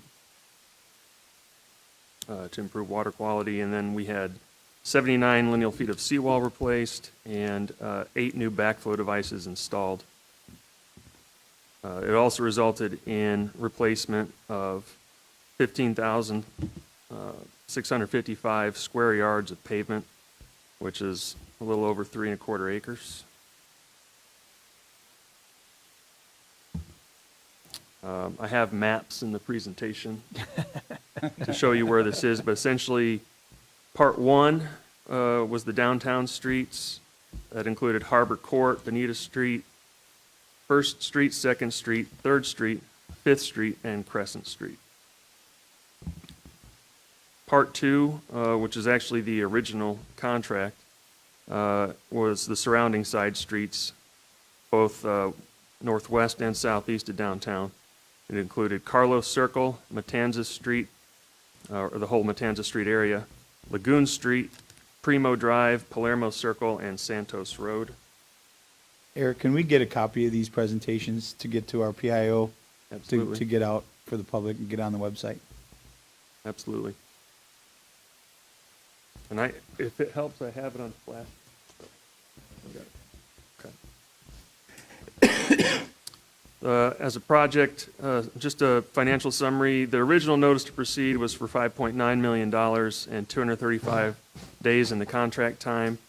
Change order 1, which was, and I should say the notice to proceed was for part 2, as I mentioned earlier. That occurred in August 24th of 2020.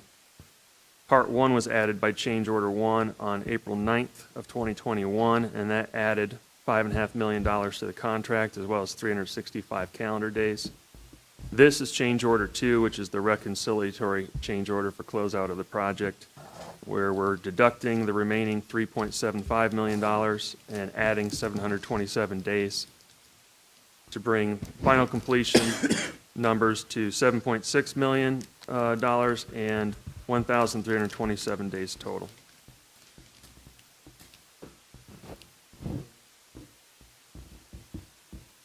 So, there we go.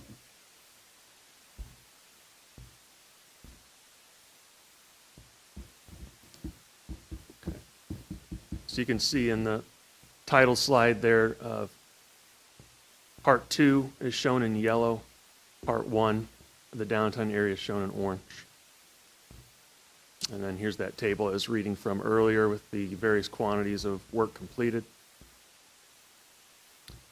Here's the location map for part 1 and the streets that I mentioned, and then the part 2 location map and those streets listed on the side there. And I just covered this slide as well. This is the history of the financials and contract time, contract amount and contract time.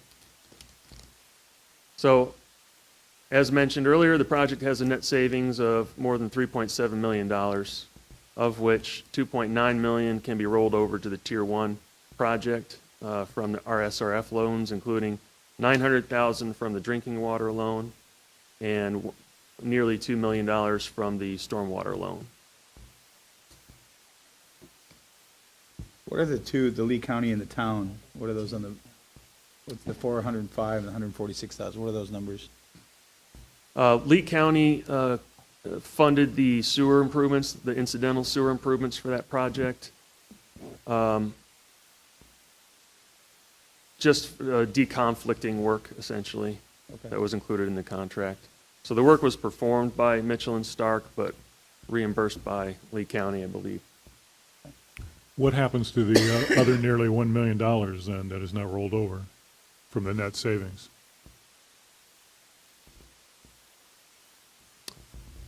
That might be a question for Steve. Say that one more time, John. Well, I see up there a net savings of $3.7 million, of which 2.8 will be rolled over. What happens to the remainder? Some of that portion was not SRF loans that were taken out. So what is getting reimbursed is the SRF loans. There were other portions there, like Lee County's portion, that was reimbursed to them or reimbursed to the contractor. But the $2.9 million, that's just being redispersed to the SRF loans so we can utilize it for the Tier 1 project. So that the other $1 million, that was not town responsibilities. Okay, thank you.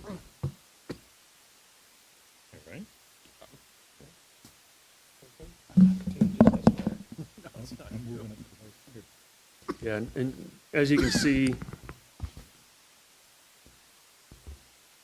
the town funded $204,000 that will return to whatever funds they came from, I presume. Fair enough? Yep.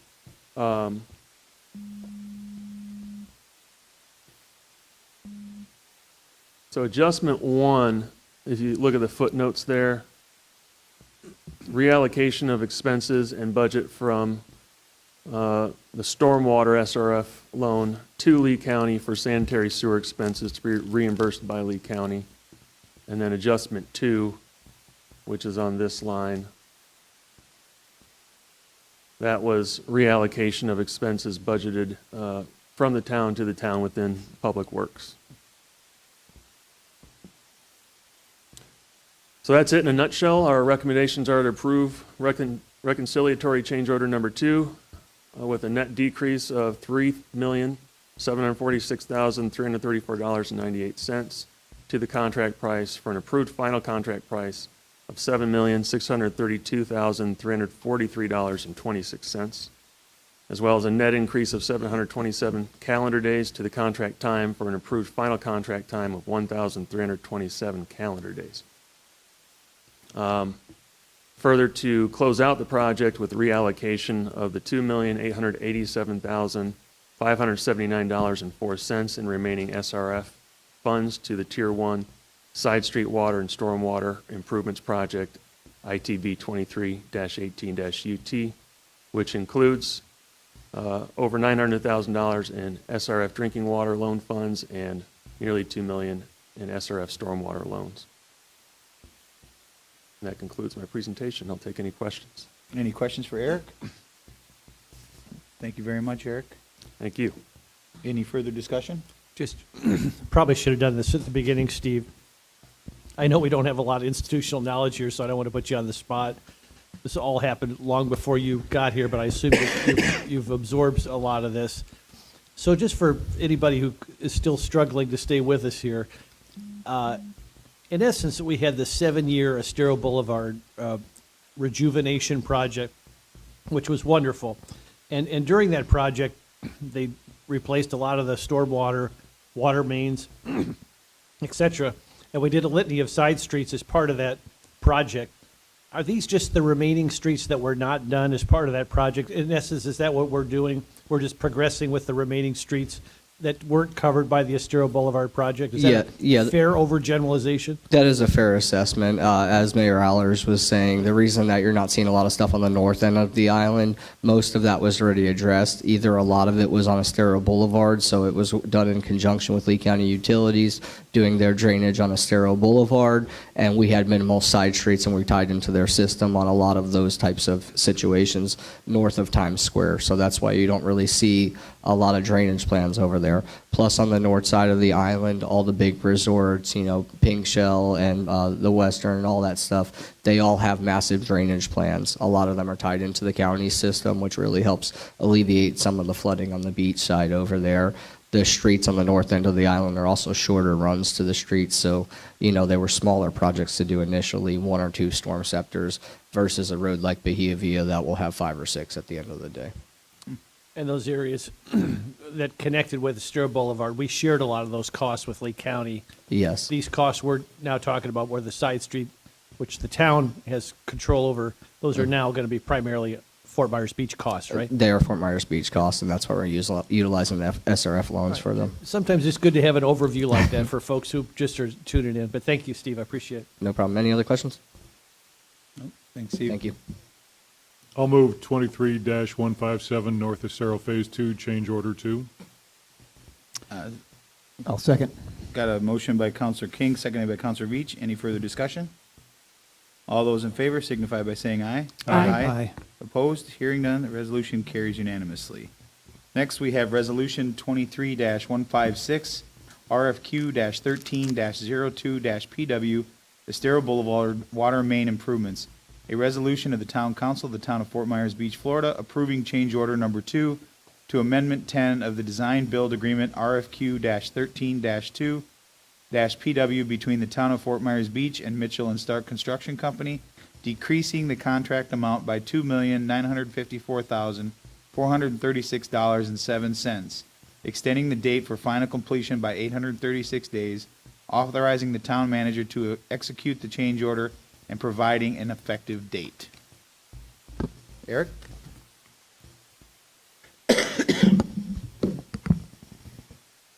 Again, for the record, Eric Fye with Tetra Tech. This is the last phase of the Estero Boulevard water main improvements, Phase 4, at the south end of the island. I'll go back, as you can see, pictured there in purple on the map. The project replaced 2 aging asbestos cement water mains, including a 16-inch transmission main along the Gulf side of Estero Boulevard and an 8-inch distribution main along the bay side. It was about 1.9 mile segment of Estero Boulevard. And you can see 14,399 feet of water main was replaced. We had 92 water services installed, 22 fire hydrants, 64 new gate valves were installed. Here's a location map showing the project limits in black. Essentially, Estero Boulevard south of Albatross Street. The NTP was issued for Phase 4 on November 14th, 2019 in the amount of $10.4 million and a contract time of 540 days. Change Order 1 added nearly $500,000 to the contract amount in April 9 of 2021. Then Change Order 2 is what's before you now, the reconciliatory change order to deduct nearly $3 million from the contract price and add 836 days. Eric, would you go back to that map slide while you're talking? The slide, there, yeah. See that again, exactly what's happening in this particular slide? This slide is showing the project limits. They could be a little bolder, but it's this black line. It's essentially the entire stretch of, where'd my laser go? There it is. The entire stretch of Estero Boulevard starting at Albatross Street and going all the way to the Big Carlos Pass. So just for those who again might be watching, wasn't that all done when the Estero Boulevard project was done? Yes, there was some final completion work that lagged. Substantial completion was quite some time ago. So this, what you're asking for today is just a shift in funds? It has nothing to do with the project itself? It's a closeout of the project. So these are the remaining sort of finishing details of that project? Correct. That are the town's obligation, not Lee County's? Correct. Okay, I'm just trying to help people understand who might be watching. Yeah. Sure. Thank you. This reconciliatory change order will bring the total contract amount to $7,942,959.45. Contract time will increase to 1,376 days. Again, the net savings of nearly $3 million, of which $2.75 million can be rolled over to the Tier 1 project from the SRF drinking water loan.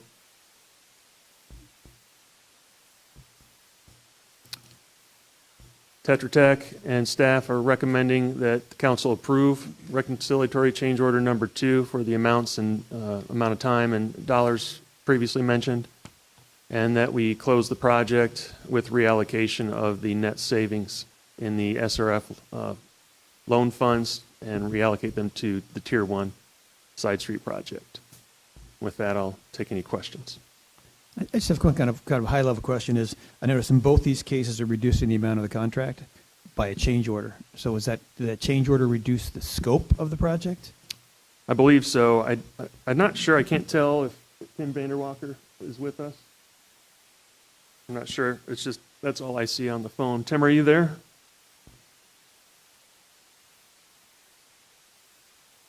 Okay. Tim's not able to join us. He was the engineer of record, so I'm not clear on exactly what was not constructed. And obviously, staff has changed since then too, so I'm not sure offhand unless Mark has history on the project and knows the answer to your question. It may be that no work was deleted and it was just a matter of quantities, but presumably some amount of scope that was originally a contract was removed, and I don't know what that is, unfortunately. Okay. Steve, I would assume that Mark's. Go ahead, Mark. Yeah, my understanding is that there were estimated quantities, and the quantities were less. What was needed was a fewer amount of quantity for different elements to accomplish the goal of the improvement to the system. There were a myriad of changes and adjustments, and I know that Tetra Tech had an inspector on site to verify all actual quantities, and my understanding is that they just simply were less than what was originally thought that was needed. Okay, thank you for the information, Mark. Any other questions for Eric? Well, anytime we can save almost $6 million or roll it over, we'll take it. Hey, under budget, that's Yeah. sweet words. Yes. Yeah, you don't hear that very often, so we'll take it. All right. Thank you. Thanks, Eric. Any further discussion? Just a quick question for Steve. With this particular project finishing up, this phase, and all the other projects we've talked about in combination with the 7-year Estero Boulevard project, will we have new infrastructure throughout Fort Myers Beach for water and stormwater, or do we still have pockets that will still need to be repaired, or are we pretty stable for the next decade or so? So as far as the water and sewer lines go on the beach, most of them will be less than 10 years old after this project is completed, the majority of them on the island. The stormwater system is concrete pipes. They last a lot longer other than, system damages from things like the hurricane. So the stormwater system is fairly new already, and we'll just be adding additional measures to it. But the water and sewer system are pretty much upgraded other than the repairs that are due to the North Tower from Hurricane Ian. And given your experience and the town manager's experience and Frankie's experience, to have an infrastructure for a town for water and stormwater under 10 years old, pretty significant, correct? Absolutely. Yeah. One thing good about it, I'll know the entire system when it's done. So we're investing in our future. Absolutely. All right. Thank you. Thank you. Any other questions? Now, we just kind of what Jim said. I also think that after the hurricane, having a new system in place that they actually had as-built and knew where everything was really expedited the recovery. It definitely makes it much easier, doesn't it? Yeah. Is there a motion to approve Resolution 23-156? So moved. Got a motion to approve by Counselor Veach, Second. second by Counselor Woodson. Any further discussion? All those in favor signify by saying aye. Aye. Opposed? Hearing none, motion carries unanimously. Next, we have Resolution 23-161, STA number 6, Beach Truck Haul Project, a resolution of the Town Council of the Town of Fort Myers Beach, Florida, approving supplemental task agreement number 6 of contract RFQ-21-09-EN between the town and Coastal Engineering Consultants, Inc. for additional design construction phase services for the Estero Island Beach Truck Haul Project for a cost not to exceed $135,540 and providing for an effective date. Thank you, Mayor. Chad is out of town, but Frank's got all the information he's going to share with you. Chair? Yeah, it's basically for a myriad of projects we've got working here. So we've got everything from the emergency berm project, which is... Pull that mic a little closer. Yes, sir. Doesn't bite, Frankie. We have everything from the emergency berm project, which is FEMA, and that's going to be taking up to the north end of the island. And then the renourishment project is also kicking in here. There's overlapping services on two of these next resolutions. One is for the engineering phase, and one is for the actual hauling phase of it. And this one is just for the contract between the consultants. Yes, sir. And I believe it says in the report that this is stuff that's all covered under either grant or... Yes, sir. Okay. Any other questions for staff? Yeah. Any further discussion by the council? Is there a motion for Resolution 23-161, STA 6 Beach Truck Haul Project? I'll make a motion to approve Resolution 23-161. Second. Seconded by Counselor King. Any further discussion? All those in favor signify by saying aye. Aye. Opposed? Hearing none, motion carries unanimously. Next is Resolution 23-163, STA number 7, Beach Truck Haul Project, a resolution of the Council of the Town of Fort Myers Beach, Florida, approving supplemental task agreement number 7 of contract RFQ-21-09-EN between the town and Coastal Engineering Consultants, Inc. for continuing construction phase services for the Estero Island Beach Truck Haul Project for a cost not to exceed $47,810 and providing for an effective date. Frankie? Again, sir, these are all covered under either the grants or covered money that we have already have secured. And this is just more for the design phase of this project in a few locations. For the construction phase. Yes. Any questions for Frankie? I'll move Resolution 23-163, STA number 7, Beach Truck Haul Project. A motion by Counselor King, I'll second. seconded by Counselor Veach. Any further discussion? All those in favor signify by saying aye. Aye. Opposed? Hearing none, motion carries unanimously. The last one is Resolution 23-162, Beach Renourishment Project Bid Phase Services, a resolution of the Town Council of the Town of Fort Myers Beach, Florida, approving supplemental task agreement number 8 of contract RFQ-21-09-EN between the town and Coastal Engineering Consultants, Inc. for a bid phase and pre-construction services for the Estero Island Beach Renourishment Project for a cost not to exceed $30,880 and providing for an effective date. Frankie? So basically what we're looking at here is dredging at least 1 million cubic yards of sand from offshore onto our areas.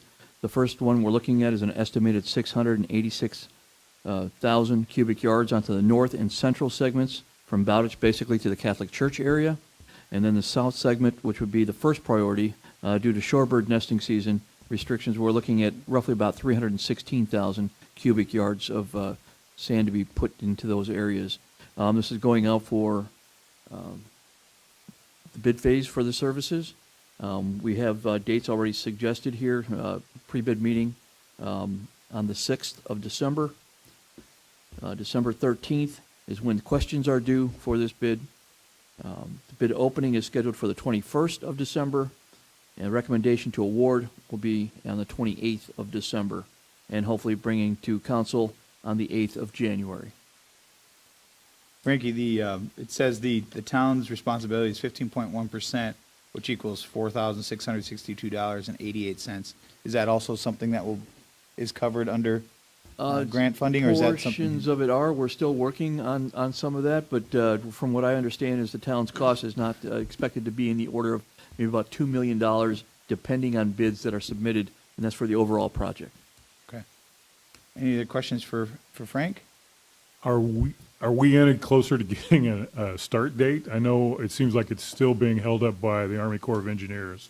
I believe we do have some passage with the Army Corps. Last I talked to Chad last week, there was some leeway as far as when we could proceed. They look like we're going to be able to proceed rather quickly after the first of this calendar year. Okay, thank you. Any questions for Frankie? All right. Any further discussion by council? Is there a motion to approve Resolution 23-162? So moved. Got a motion by Counselor King. I'll second. Any other discussion? All those in favor signify by saying aye. Aye. Opposed? Hearing none, motion carries unanimously. Next, we have final public comment. Is there anyone that's still here that would like to speak? Seeing none, we will close final public comment. Town manager items. Thank you, Mayor, Vice Mayor. Congratulations to you two. Thank you, council. I think we've got a lot of work to be done and anxious to get started on some of these projects that you've approved. A couple of things. The Jacobs Group, we've executed the contract with them. Their official start date, even though they've already started, will be December 4th. We'll also have the contract on the consent agenda on that day as well. They'll be bringing in 3 permit techs, a building official. There'll be some inspectors and also some plan reviewers. Obviously, the plan reviewers and building inspectors are like part-time people, but that's just the nature of the business. So we'll be bringing them in as well.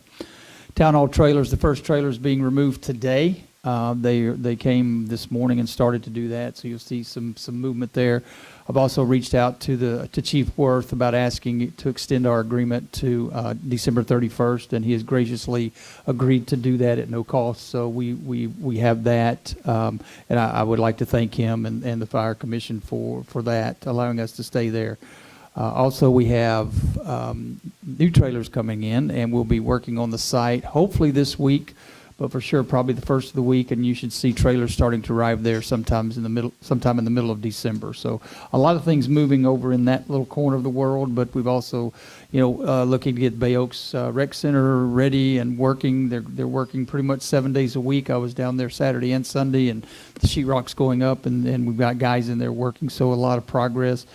Staff is going to be working on the grounds around it to make sure that they're conducive to children being back at play, and everything that needs to be done. Getting equipment ordered for the workout on Friday, equipment for the outdoor workout space that was washed away during the hurricane, which is pretty surprising because I helped unload it and it's very heavy. So that tells you what makes me understand a little more what you guys dealt with. And what was washed away, but we should be getting that installed hopefully in the next couple of weeks. So we've got a lot of things happening in that corner of the world. Also going to bring you some information at the December 4th meeting about some getting started on drawings and renderings and things for the pool, so we can get that up and running and invest back into the community in that corner of the world.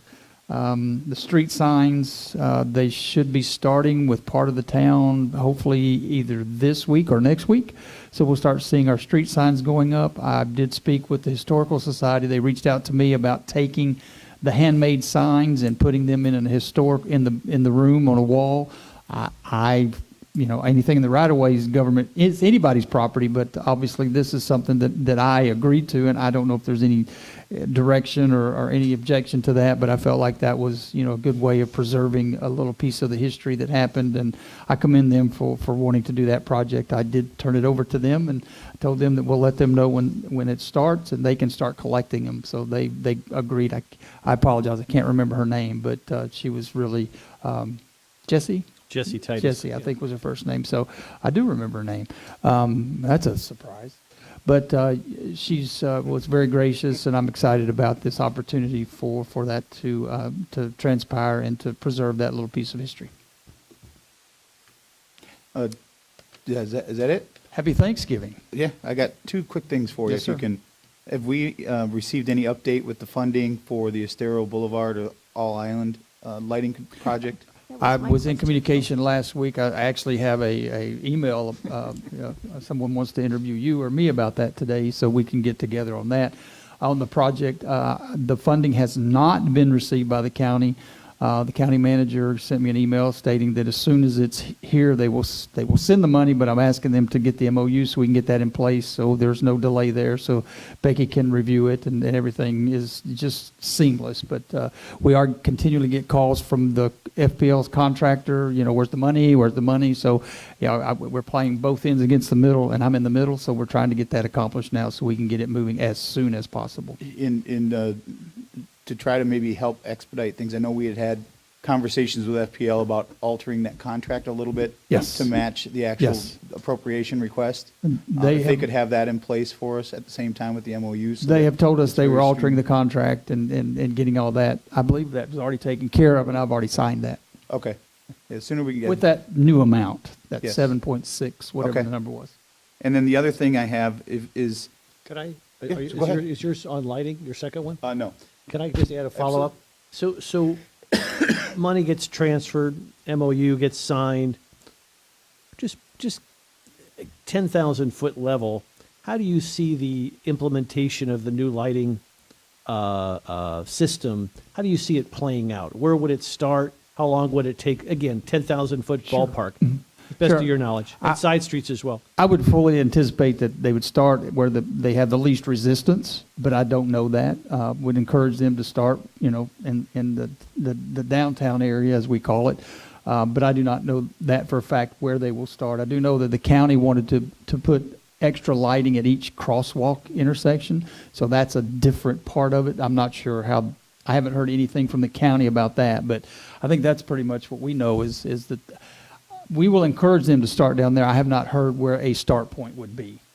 But we, Originally it was discussed that it would be north of Stero, up like from Bowditch this way. So Bowditch going south would be sort of the rollout, and then would it hit the side streets as it goes along that rollout as well? Well, no. So our last conversation with FPL, we gave them direction that when the contract is signed, the priority is to try to get as much, even if it's temporary lighting, down Old San Carlos in the area where we all know it's very dark. Right. Hopefully before the end of the year. They've told us that once they start, obviously there's a procurement issue with a backlog of poles and things like that. So they have the lights, they just have an issue with the poles. So their focus will be in the Times Square area. Then they will focus on Estero Boulevard, and then they will move to the side streets, is what they've told us their initial plan is. So we're hoping we can get this funding soon so that we can get the MOU going and we can get this contract signed so that before the end of the year we can have, they will be temporary lights because the poles are on back order, but they said they can get something up on those poles providing we have the adequate power there to power them before the end of the year. That's great. And then, so again, 10,000 foot, very general. Everything you described happens. For the project to be completed, do they envision it as like a year? Yeah. Okay. That's what they told us is from start to finish, their goal is to get it done in a year. They'll certainly try to, that's why they wanted to start with Estero Boulevard first to ensure that they could get that done before the next start of turtle season. Yep. Is the goal, but obviously the longer it takes to get the funding, the longer things get pushed back. So they're eager to get going. We're eager to get going. We're just waiting for the population of the bank account. Very good. That's very helpful. Thank you.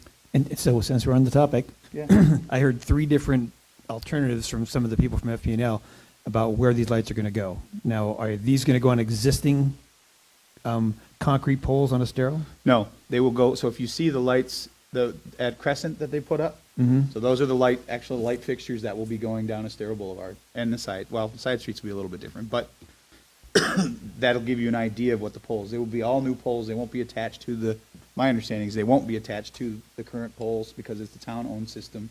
It will be on its own 20-foot poles. That's With correct. the extension out so that it covers from sidewalk to sidewalk.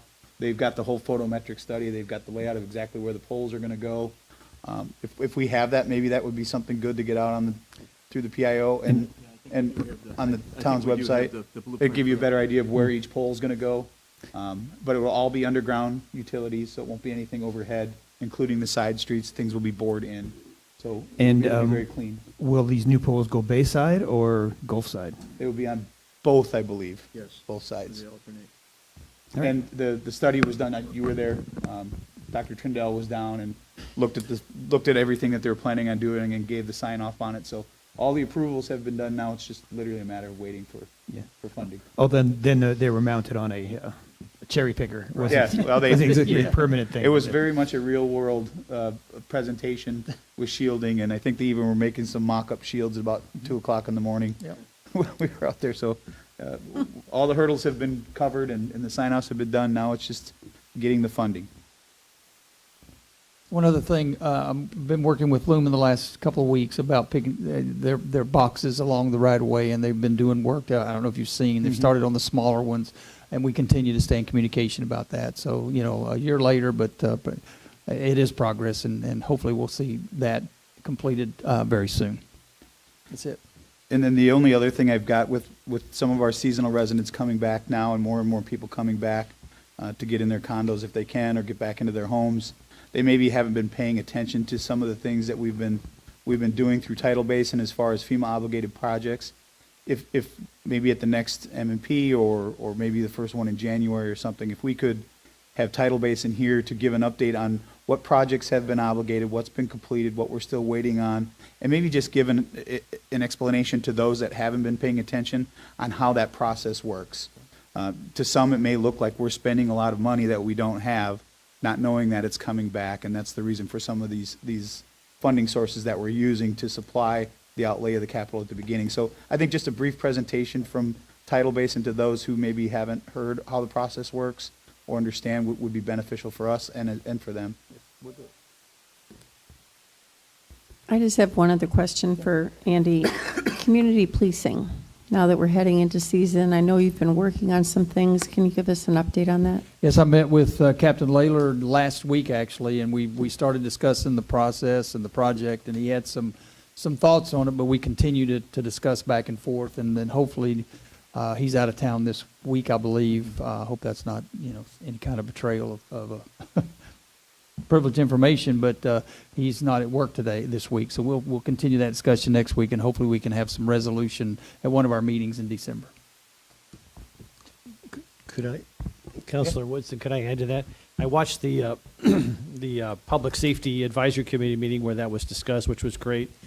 This is just one counselor's opinion, Mr. Town Manager, but as you have these conversations with Captain Lawler, could we conceptually build into the negotiations that, and I know it's not the primary purpose of community policing, but given the challenges we face as an island, could we figure out a way to build into that contract with the community police force that will have for them to participate, particularly at rush hour, in the traffic mitigation issues, even if it's just in a supervisory role, preferably if they want to, get their hands dirty and get out there.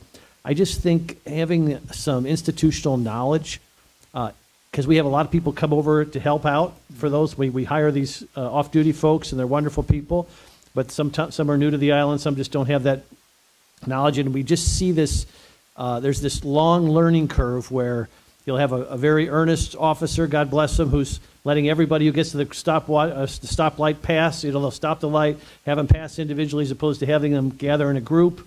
And that when you gather in a group, that allows the traffic to flow a lot better versus stopping traffic every time. Right.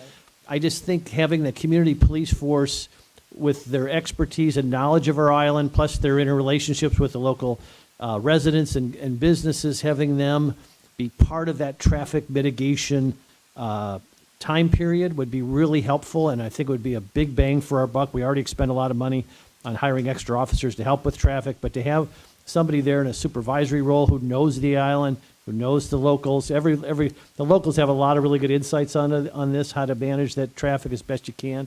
So I would just encourage that we build that into that conversation with the sheriff's department, and I'm hoping they would be open to that.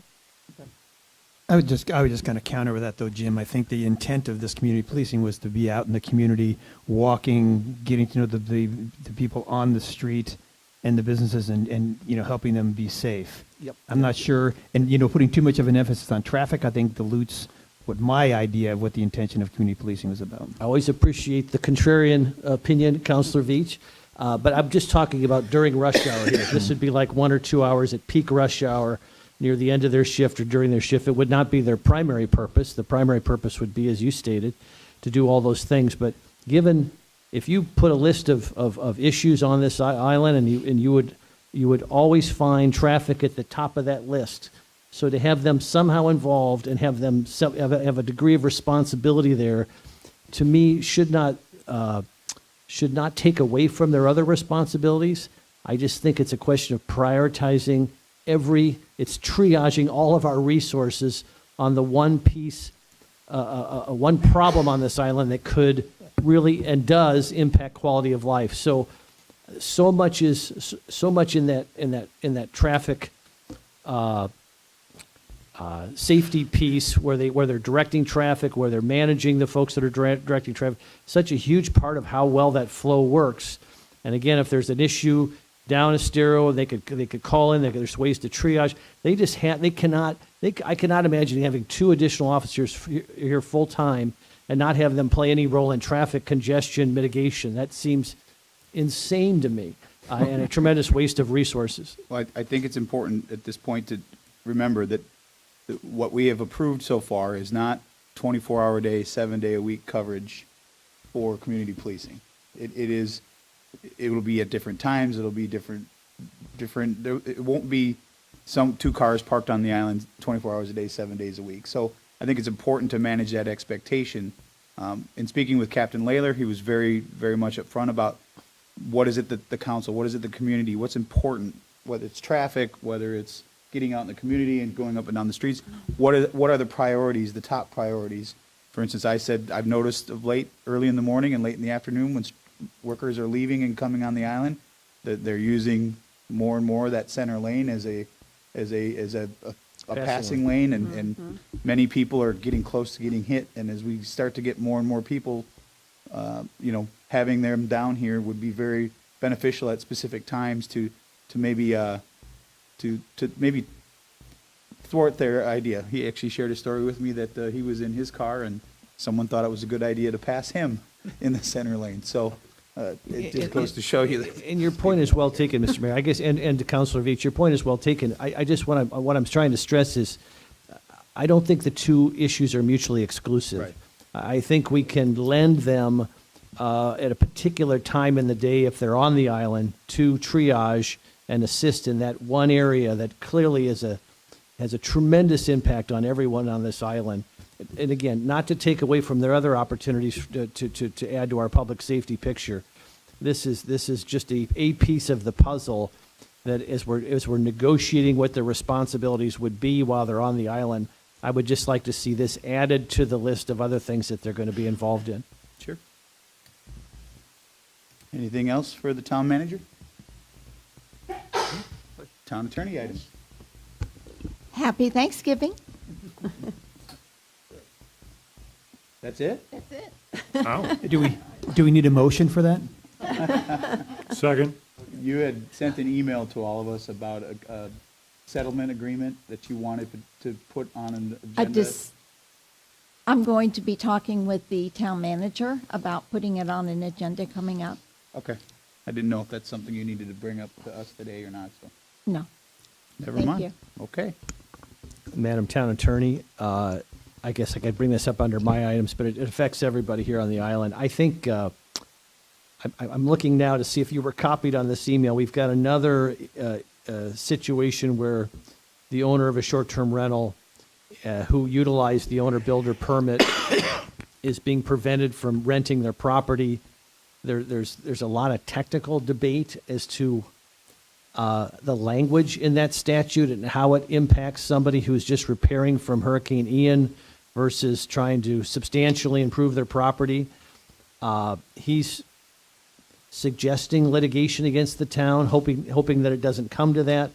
I just wondered if A, if you were on that email. If not, I'll forward it to you. But B, if you've given any additional thought to that issue.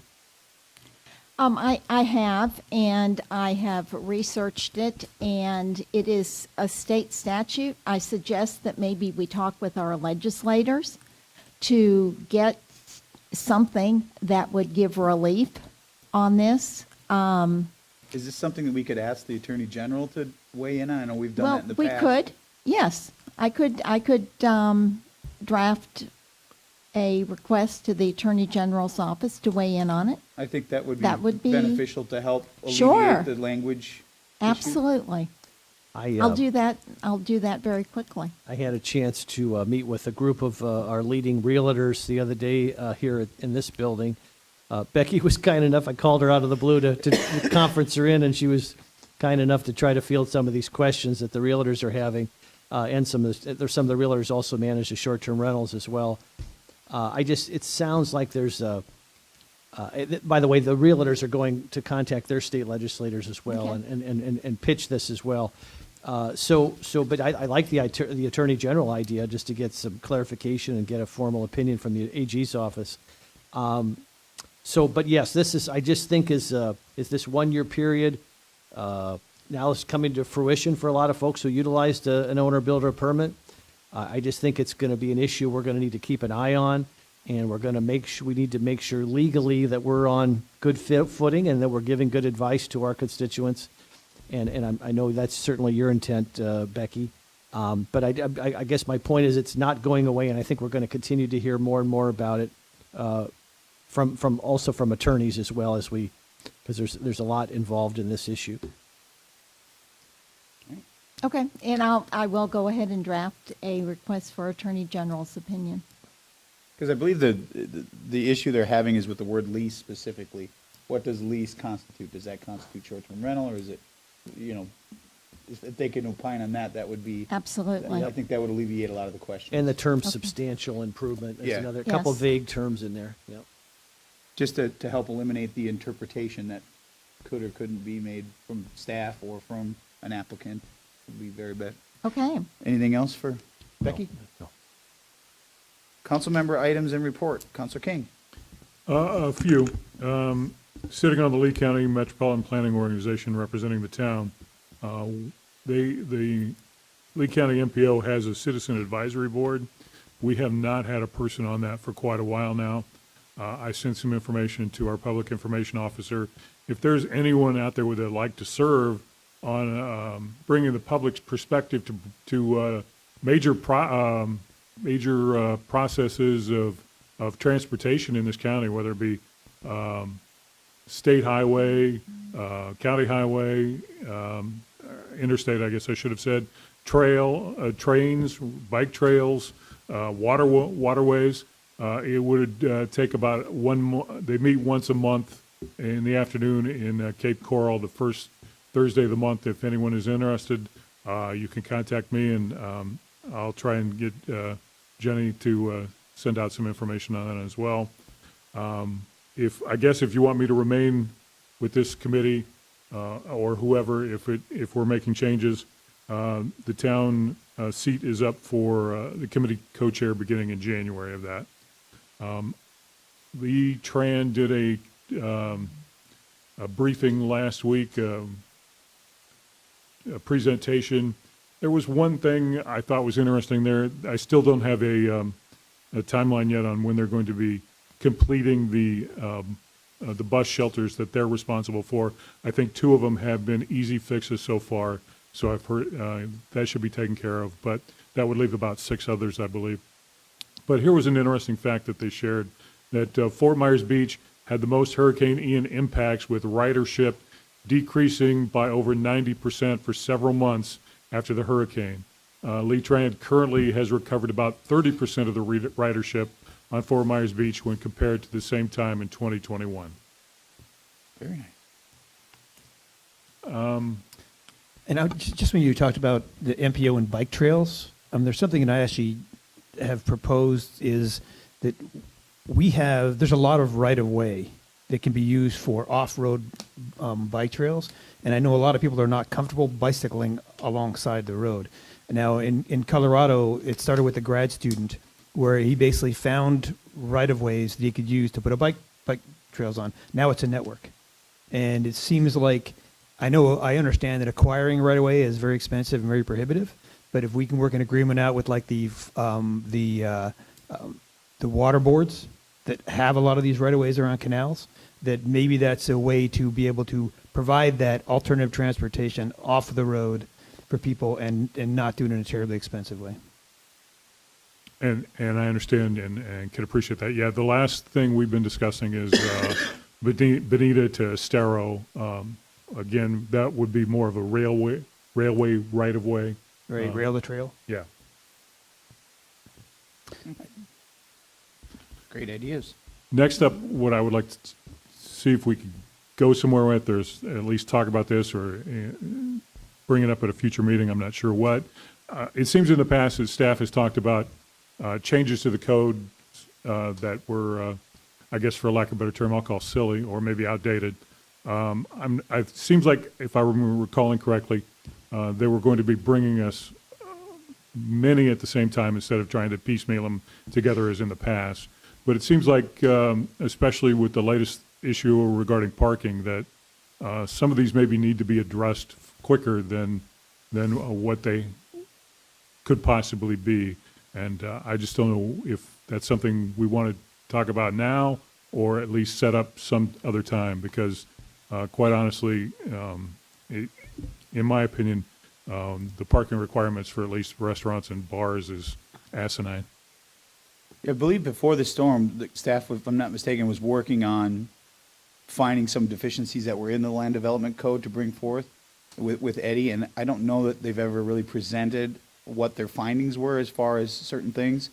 You know, I try to go through the code and see if there's things in there that just don't make sense in today's world. For instance, parking lots. Even if someone wanted to build a parking lot, the current code is written that you have to have a 25-foot buffer to be able to even start that. There's no lots on Fort Myers Beach that make that feasible. Do we really need a 25-foot commercial buffer for a parking garage? You know, things like that we could look at that can address some of these issues, as opposed to once you find them, you react to them. Try to be proactive and get that list if they have it. They've been working on it for a couple years, I believe, to see what that is so that we can, as a council, look at it. We hear from our constituents. We see it there every day. We know what the hot buttons are and what the top priorities are. If there's something we can do through policy changes to get these changed faster before they have to be put into a potential plan development to then come through the process, I think would help alleviate a lot of what people are talking about. I agree. Go ahead, Frankie. If I may say something, sir. Sarah Prost and I are currently working on a bunch of changes that hopefully we'll have shortly after the first of the year. We've been in great communication. She's got some fantastic ideas. Again, Mike Hine pushing the envelope a little bit, but modernizing where we should be. Nothing radical.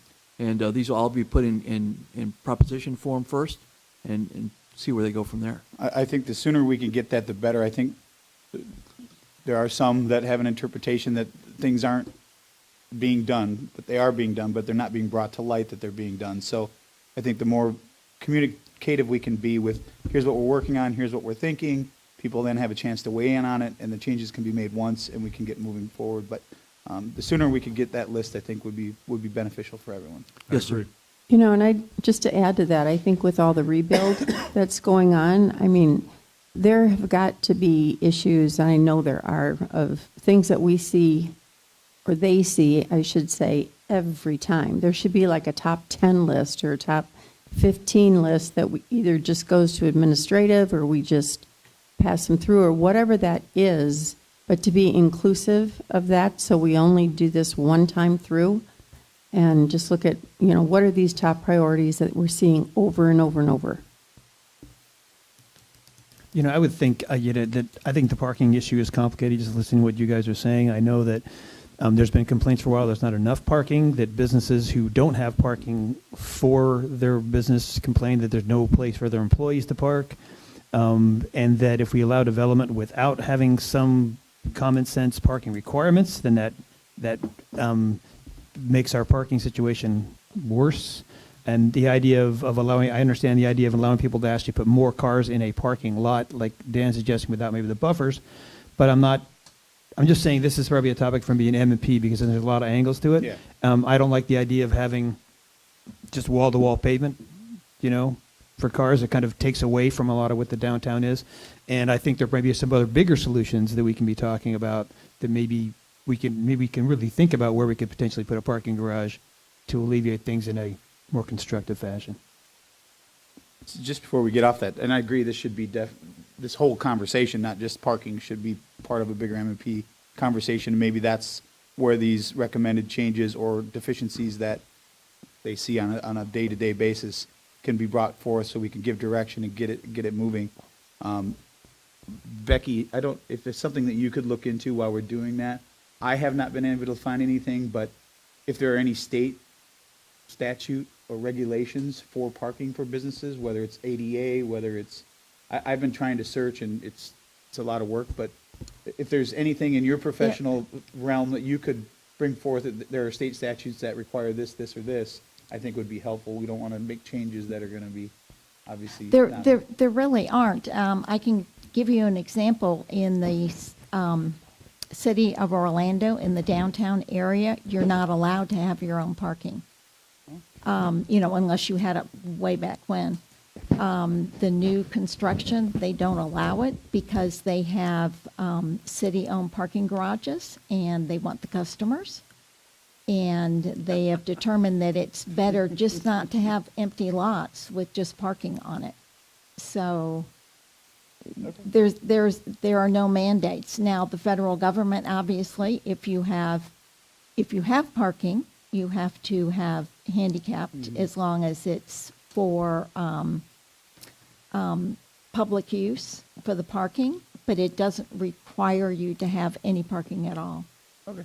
Well, then I don't feel so bad not being able to find something. Yeah, there's nothing there. Okay. Could I just add one more parking comment / question? We had, I think, a contract already signed with a company prior to Ian for a parking app that could help people locate. And I understand that that's been shut down as a result of Ian and so forth, understandably so. But as you're pondering parking solutions, can we at least add the potential of it doesn't have to be with that particular company, but can we add the parking app concept back onto your list of possible solutions? Yes, sir. We're already developing that. We have 3 viable solutions that we're looking into presently, hoping to get some demonstrations lined up here after the first of the calendar year. Really? Yes. You got it. You got all these good things going on. You got to share these things, Frankie. This is good stuff. Yeah. All right. So Thank as you. soon as we get more information, we'll get that. I appreciate that. Yes, Yeah. sir. Thanks. And yeah, Frankie, I mean, the sweet spot to that to me was that people, when they're coming onto the island, can go right to a parking spot, or maybe even reserve a parking spot so they know when they get there they have a place to go and they're not. Oh, geez, don't say it. I can already see that.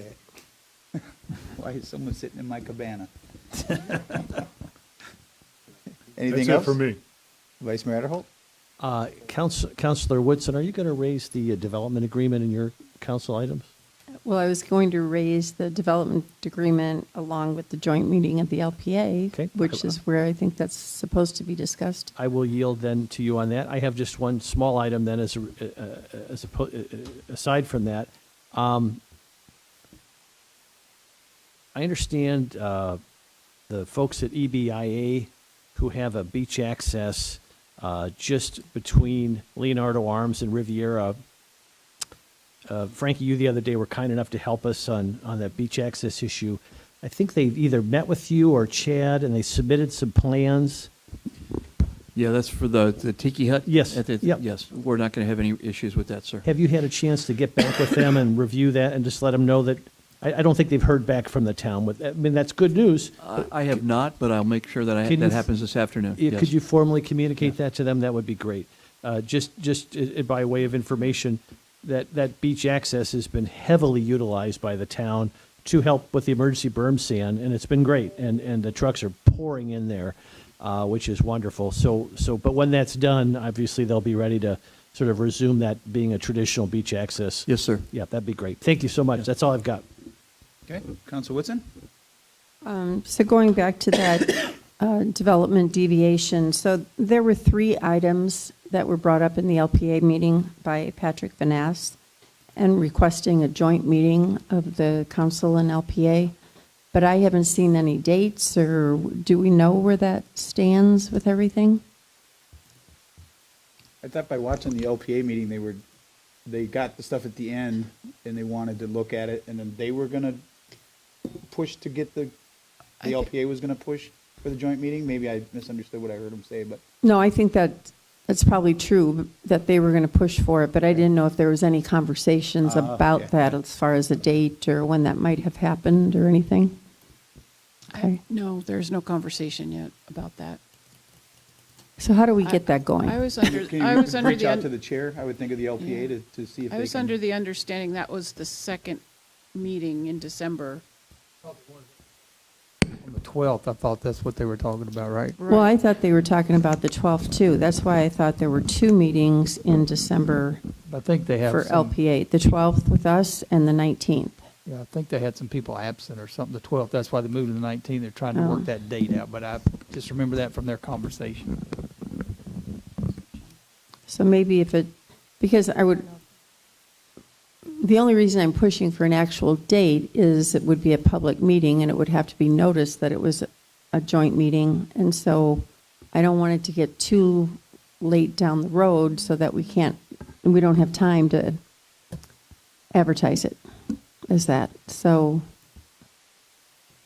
okay, thank you. Can I do a follow-up question on that, Counselor? There's been lots of references to you, Becky, that you have language, draft language out there. Do you have draft language? And if so, can you share that with us? Yes, it's not finalized yet at all. I mean, but I can send you what I've got. Yeah, just That would be something to great. chew on. Yep, that would be great. Thank you. Okay. Yep. Because I think that would work closely in conjunction with things that Patrick has brought up and what we see from a attorney's perspective, and just keep this kind of moving along wherever it would be. Actually, Nancy did send me what Patrick had given her, and that was going off on a completely different direction. So I was working on trying to change mine. So I just have heard lots of talk that the attorneys have language, but I've not seen anything. And maybe it's not ripe yet, or maybe it's premature. I was pretty close to sending it out, and then I saw that, Okay. and it kind of changed things.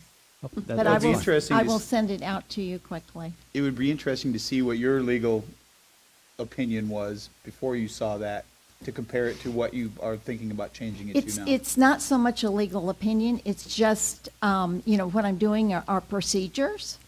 Okay. So, I should be able to, this afternoon, that's what I will be focusing on, Very good. and I'll get it to you. If I could just briefly share, if we're looking at a joint meeting on the 19th, I will not be available. I'll be leaving town, and I'm okay if you want to go ahead with it without me. I'll be available. I'll make sure I'm available. When I'm available. Nancy will be here, I will not, but she will be just as up on it as I am. So I'd say reach out to the LPA members and see what I'm assuming that they're going to want to have the majority of their people there as well. And then the last thing was the Times Square cleanup that we wanted to talk about, and getting these foundations removed or making it look more, I mean, you trip over everything up there if you're not on the main drag. So as far as the town is concerned, what we can do, like I suggested, we go out with our code people. We contact the property owners first and make recommendations that they have a limited time to get their properties in order, whether it's fencing them off, making them safe for the public. Then after that, we could more or less tie them in with our abandoned properties if we needed to, the order that we already have out. We will do the best as far as the town goes to make that safe and try to do what we can. And if need be, we can just put a lien against the property owner if they don't choose to do anything, to clean it up or take care of it.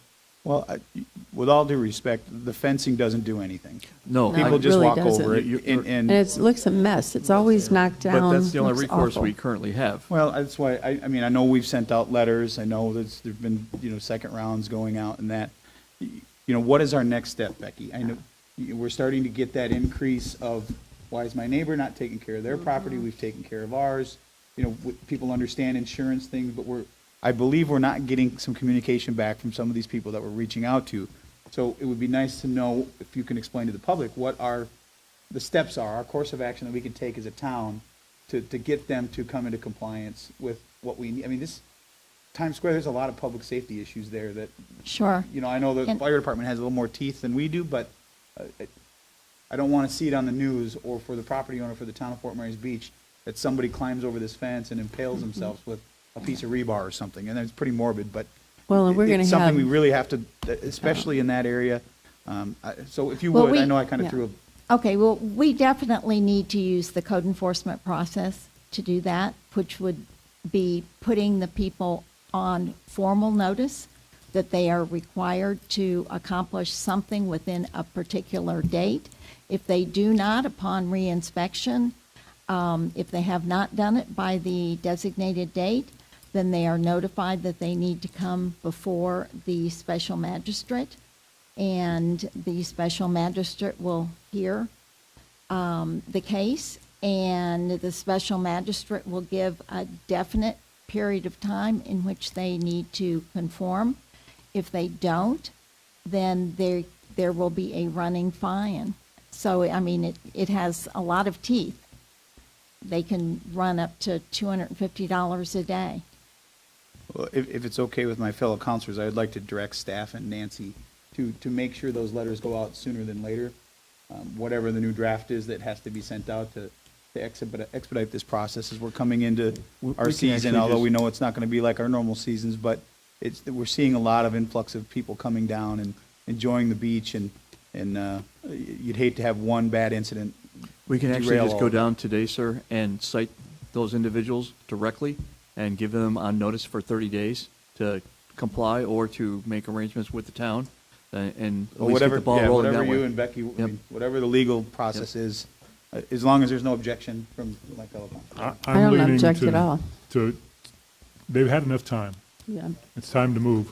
Well, my biggest concern too is we have New Year's Eve coming up and we have fireworks and we're going to have thousands and thousands of people down for that. So, I mean, we are 30 days out. Councilor King, you were going to say something. So were you, Vice Mayor. I usually am one that doesn't want to start with enforcement, but we've been very, very lenient on a lot of things, and especially in that area, and it's time to act. I was just going to ask, Mr. Mayor, since you have actually met with the group of business owners, my guess is when they come forth with a suggested plan of attack for Times Square, they're going to need and want favorable consideration from the town. Is that a fair characterization? Well, I think it's safe to say. Yeah. So that, it seems like from a PR standpoint, from their perspective, might be good to. Yeah, I mean, I guess if I were in their shoes, I would be personally worried about my own personal liability if someone. There's that piece as well, yeah. I think that there would be, I know there's cost involved in having to remove some of the stuff, but some owners down there have taken it upon themselves to do it, and some have not. And as highly visited and the traffic that is going to be there now and into the future, it's not something I want to see come across a news headline. So everybody's okay with? Yes. Okay. Yeah. And Most definitely. I think one kind of a special circumstance down there is a Pierside Grill, which is in the EC zone. And my understanding is that really can't be rebuilt. So, I mean, removing that, there's a lot of concrete and stuff. So I'm not sure whose responsibility that is to really completely remove what's there and take it out of the EC zone. But it's the owner, isn't it? That is that, or how does that work? It's the owner. It is the owner, so. Unless it was a motivation for them to work with the land trust, is maybe they could donate to the land trust, and then the land trust's responsibility would be to clean it up. Yeah, I think the point is that there needs to be some responsibility taken to get it taken care of. So, however, we need to get there. Anything else, Councilor Wilson? Nope, that's it. Councilor Beach? Just a couple little things. Dan, you're in the public safety committee, or is it? Yes. Yeah. That I would sure like to put some pressure on Lee County to put the crosswalk signs back up. It's precarious trying to cross Estero Boulevard with the signs. And they also, some kind of signs up in the beach access just to warn people about the debris and some of the risks, the post-EN risks, without making it sound like it's, not without discouraging it from going out, just a friendly precaution. I haven't heard anything from the fire department about stats, about calls they get for cuts and things, but a lot of those probably don't get reported. But that's pretty much all I have. Okay. I just have a couple of quick things along the lines of the crosswalk signs. Before the storm, if staff can reach out to the county staff, there was an agreement for Linnell Road specifically, that crosswalk down there about putting up an illuminated crosswalk because based on the research done by the, that was presented to the county from the fire district at the time, they were able to show an increased amount of incidents at that location. And I believe that there was an agreement, I don't want to put words in the county's mouth, but I believe there was an agreement through the county BOCC to put a lit crosswalk at that Linnell Road. So if that could be something that we reach out to the county as well as all the crosswalk signs, I mean, I'm sure we've got public works staff that would be able to work alongside them to get these signs back up like we did for Crescent. So if that's something we can work on. Yeah, and some of the history for those of you who haven't been around, that intersection is notoriously, Linnell? Yeah. Yeah. There's got a lot of cross traffic, a lot of pedestrian Yeah. traffic, and one time we actually put someone down there with a fluorescent vest and flags to control the intersection, and they got hit by a car. Mhm. So the point is that intersection specifically is very well known for, during normal times, obviously before the storm, it was as Santini comes back, as the CVS will be opening and things start opening back up down there over the next 6 months, we'll start to see, and people get back in their condos, that we're going to start to see some increased traffic down there again. So just try to be proactive on that. And then the other thing is, we've talked, going back to the land development code and things, I know there's been some discussion or preliminary discussion. A lot of the things that we're hearing, in my opinion, are related in the CPD process is not necessarily the process, but the cost to do the process. You constantly hear it, the cost to do this, the cost to do that. Whether it's small or big, doesn't matter. It's a cost. And I know we had initial discussions around the budget time of trying to look at, is there a way that if you have a smaller piece of property, that your CPD process doesn't necessarily take as long as a larger project does, and should those fees correlate with the size of the job? So it's not just across the board, this is what it is. So I think if you, while you're working with Sarah and staff, if you could look at, is there a way that we can adjust these fees to make a PD process not so financially burdensome on those that have a smaller piece of property versus those that have bigger? And what is really goes into, is it the exact same process through a CPD that they go through this? I mean, is there as much review time with staff involved in a smaller parcel versus a larger parcel? Getting answers to that to see if there's a policy decision that we can make to help alleviate some of these things that are holding up the process, or not necessarily the process, but the ability or the want to go through the process. And this various topic is what brought Sarah and I together, and we have started our whole thing based on that, coming up with a new formulation for not only the size but the intent of that project, and to greatly reduce those fees and have a set fee through the process so they're not getting dinged time and time again. So that's what started our preliminary discussions to move in the direction that we are, and so you'll be hopefully pleased with what we bring you. Well, yeah, it's that, and I know we talked about a fence variance and things like that. The variance fees are kind of not necessarily understand the intent of when they were put in place, but now it seems like things that were there that are going back, should they have to pay something that's new type of thing? So if we could just look at it holistically and come up with an idea of how we can make this more reasonable than just a straight across a fee. This is one fee, whether you own a block or whether you own a quarter of a block. Yes, sir. And that's all that I have. And I was just going to say, I think it's important, though. I'm all for streamlining the process, but I don't want to imply that we're green lighting the projects. No, and that's not what I'm saying. And that's why I started by saying, the more you hear people talk and the more it gets spoken, it seems like it's not necessarily the process. There are some issues with the process, but every single time you hear someone talk about it, it's the cost. It's the cost, it's the cost, it's the cost. Well, that's something that we can, as a council. Yeah, and I would concur. I am, I'm a little concerned when these two gentlemen came up, and it sounded like they're negotiating a sale for what was 2 single-family homes. Yeah. And if this is the due diligence, and they think this is what the value of the lot is, that's considerably different than 2 single-family homes. Right. And I don't know if they're, if they've gotten any kind of encouragement for that, or whether it's just on their own. Appreciate the effort. Bring it to those that know more about the code than probably we do. Well, in fairness, Amy and I were here earlier when he showed up, and he claimed that staff referred him here for this presentation. Really? Because he had said he had talked to somebody. Isn't that right? Well, that's concerning. But that's also kind of a thing too, that it seems like if someone, because we get asked all the time as counselors to comment on some project or something that people are working on, but it's such an informal and non-committal thing that a lot of these guys have to go all the way down the road to get this through the LPA and through town council before they got any feel whether town council is, if they're close on what town council would approve.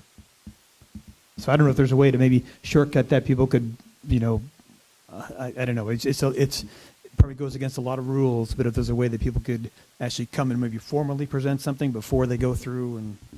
I think, it's been, from what I've noticed, are some of these that have come forward that have actually scheduled time, sat down with staff, all the staff, flood, plans review, everybody's there at the table. Here's what we're thinking.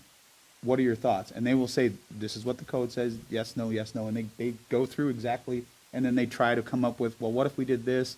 And then they're like, well, that could be interpreted that way. And they work through the process so they have a better understanding. Because it's the staff's job to do that. Right. To let them know this is what the code says, this is what's allowed, this is what's not allowed. It's not saying bring it forward or don't bring it forward, but this is what is allowed. And here are maybe some things that you could do to make the process easier for you if you go this route instead of this route.